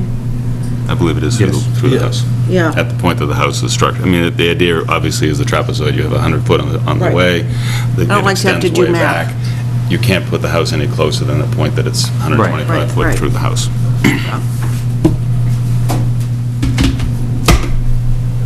For the viewing audience. Any questions? Good. But it is, we're in the floodplain, so we need 470.6F. Yeah. And we need a section 6 finding 810.2, right? Yes. And your citations in the application of 470.6 and 950.2 and 950.3 are just enumerating our That's powers just as a Jeff board, being fancy. right? Yeah. Just It's cover- She's belt and su- throwing verbiage in it to belt and suspenders. really, I really would like the public to be wowed. Good to not leave anything out. And I will attempt, I'll give another shot at my generic motioning. Could I make one point also? Sure. It's all fun and games until someone has to fight over it, you know? There you go. So is this correct, Jeff? The date structure was built in 1900? That's according to, I believe that's according to the assessor record. Okay, so again, the Historic Commission is going to need to be consulted before we can issue a permit? Yes, The weather might beat the historic commission if they don't hurry. the demolition delay, yeah. Whether the 1900 year is correct, I don't know, but that's what the assessor record Well, says. that's what we would have to go by, I guess. Good point. All right, so I would move that the board find that the application regarding 24 Linda Lane in Scituate, as represented on a plan by Collins and Civil Engineering, dated 11/16/2016, describes a property that is non-conforming as to lot width, that the proposed raise and reconstruction will not increase any nonconformities, nor create any nonconformities, and that to the extent that the proposed structure is an intensification, it's not substantially detrimental to the neighborhood than the existing structure. That's Wait the... a second. Seconded. All those in favor? Well, Aye. just I want to add the conditions that the applicant will put the The two notes? Yeah, the two notes that we talked about. Okay, Lot width through the house, right? Yeah, and the calculation as to the increase of the square footage. Of 124. Could that be submitted, Jeff, to the, for our file? Yeah, I'll When they do submit it. that within the next couple of days.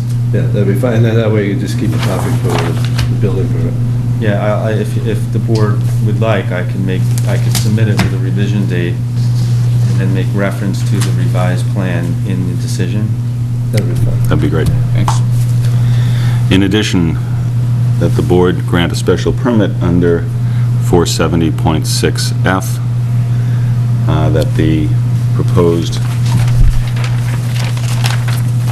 raise and reconstruct complies with the provisions of that section of the bylaw, and a granting of a special permit is warranted. Second? Seconded. All those in favor? Aye. Thank you all very much. Thank you. Thank you. Thank you. Draft Good luck. something on that? Yeah. Appreciate it.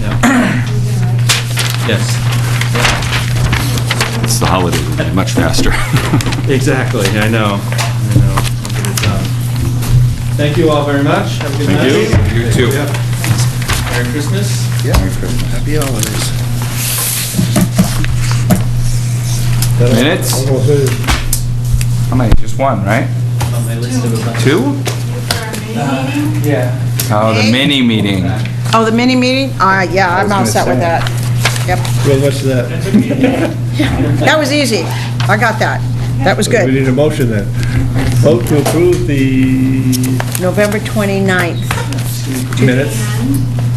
Well, we can do them separate. No, let's do them Together. separate, because everybody hasn't seen the other ones. Okay. Well, actually, yeah, it was there, so the three of us. Second. can vote. Yeah. Second. All those in favor? Aye. Aye. So that's the mini meeting is approved. And then the other date was November The 17th? November 17th. Oh, and you know what? I personally, I'm sorry, I didn't get a chance to read that either. Frank's had revisions, I put those, they're in, so, Good. um, You emailed those around? Yeah. should be now. Motion, well, we got... Do you want to, If you, yeah, no, I mean, it's, if you've got enough to pass it, I'm just not going to vote because I didn't Move review to them. accept the minutes as revised and emailed. Seconded. all those in favor? Aye. All right. Close. All right.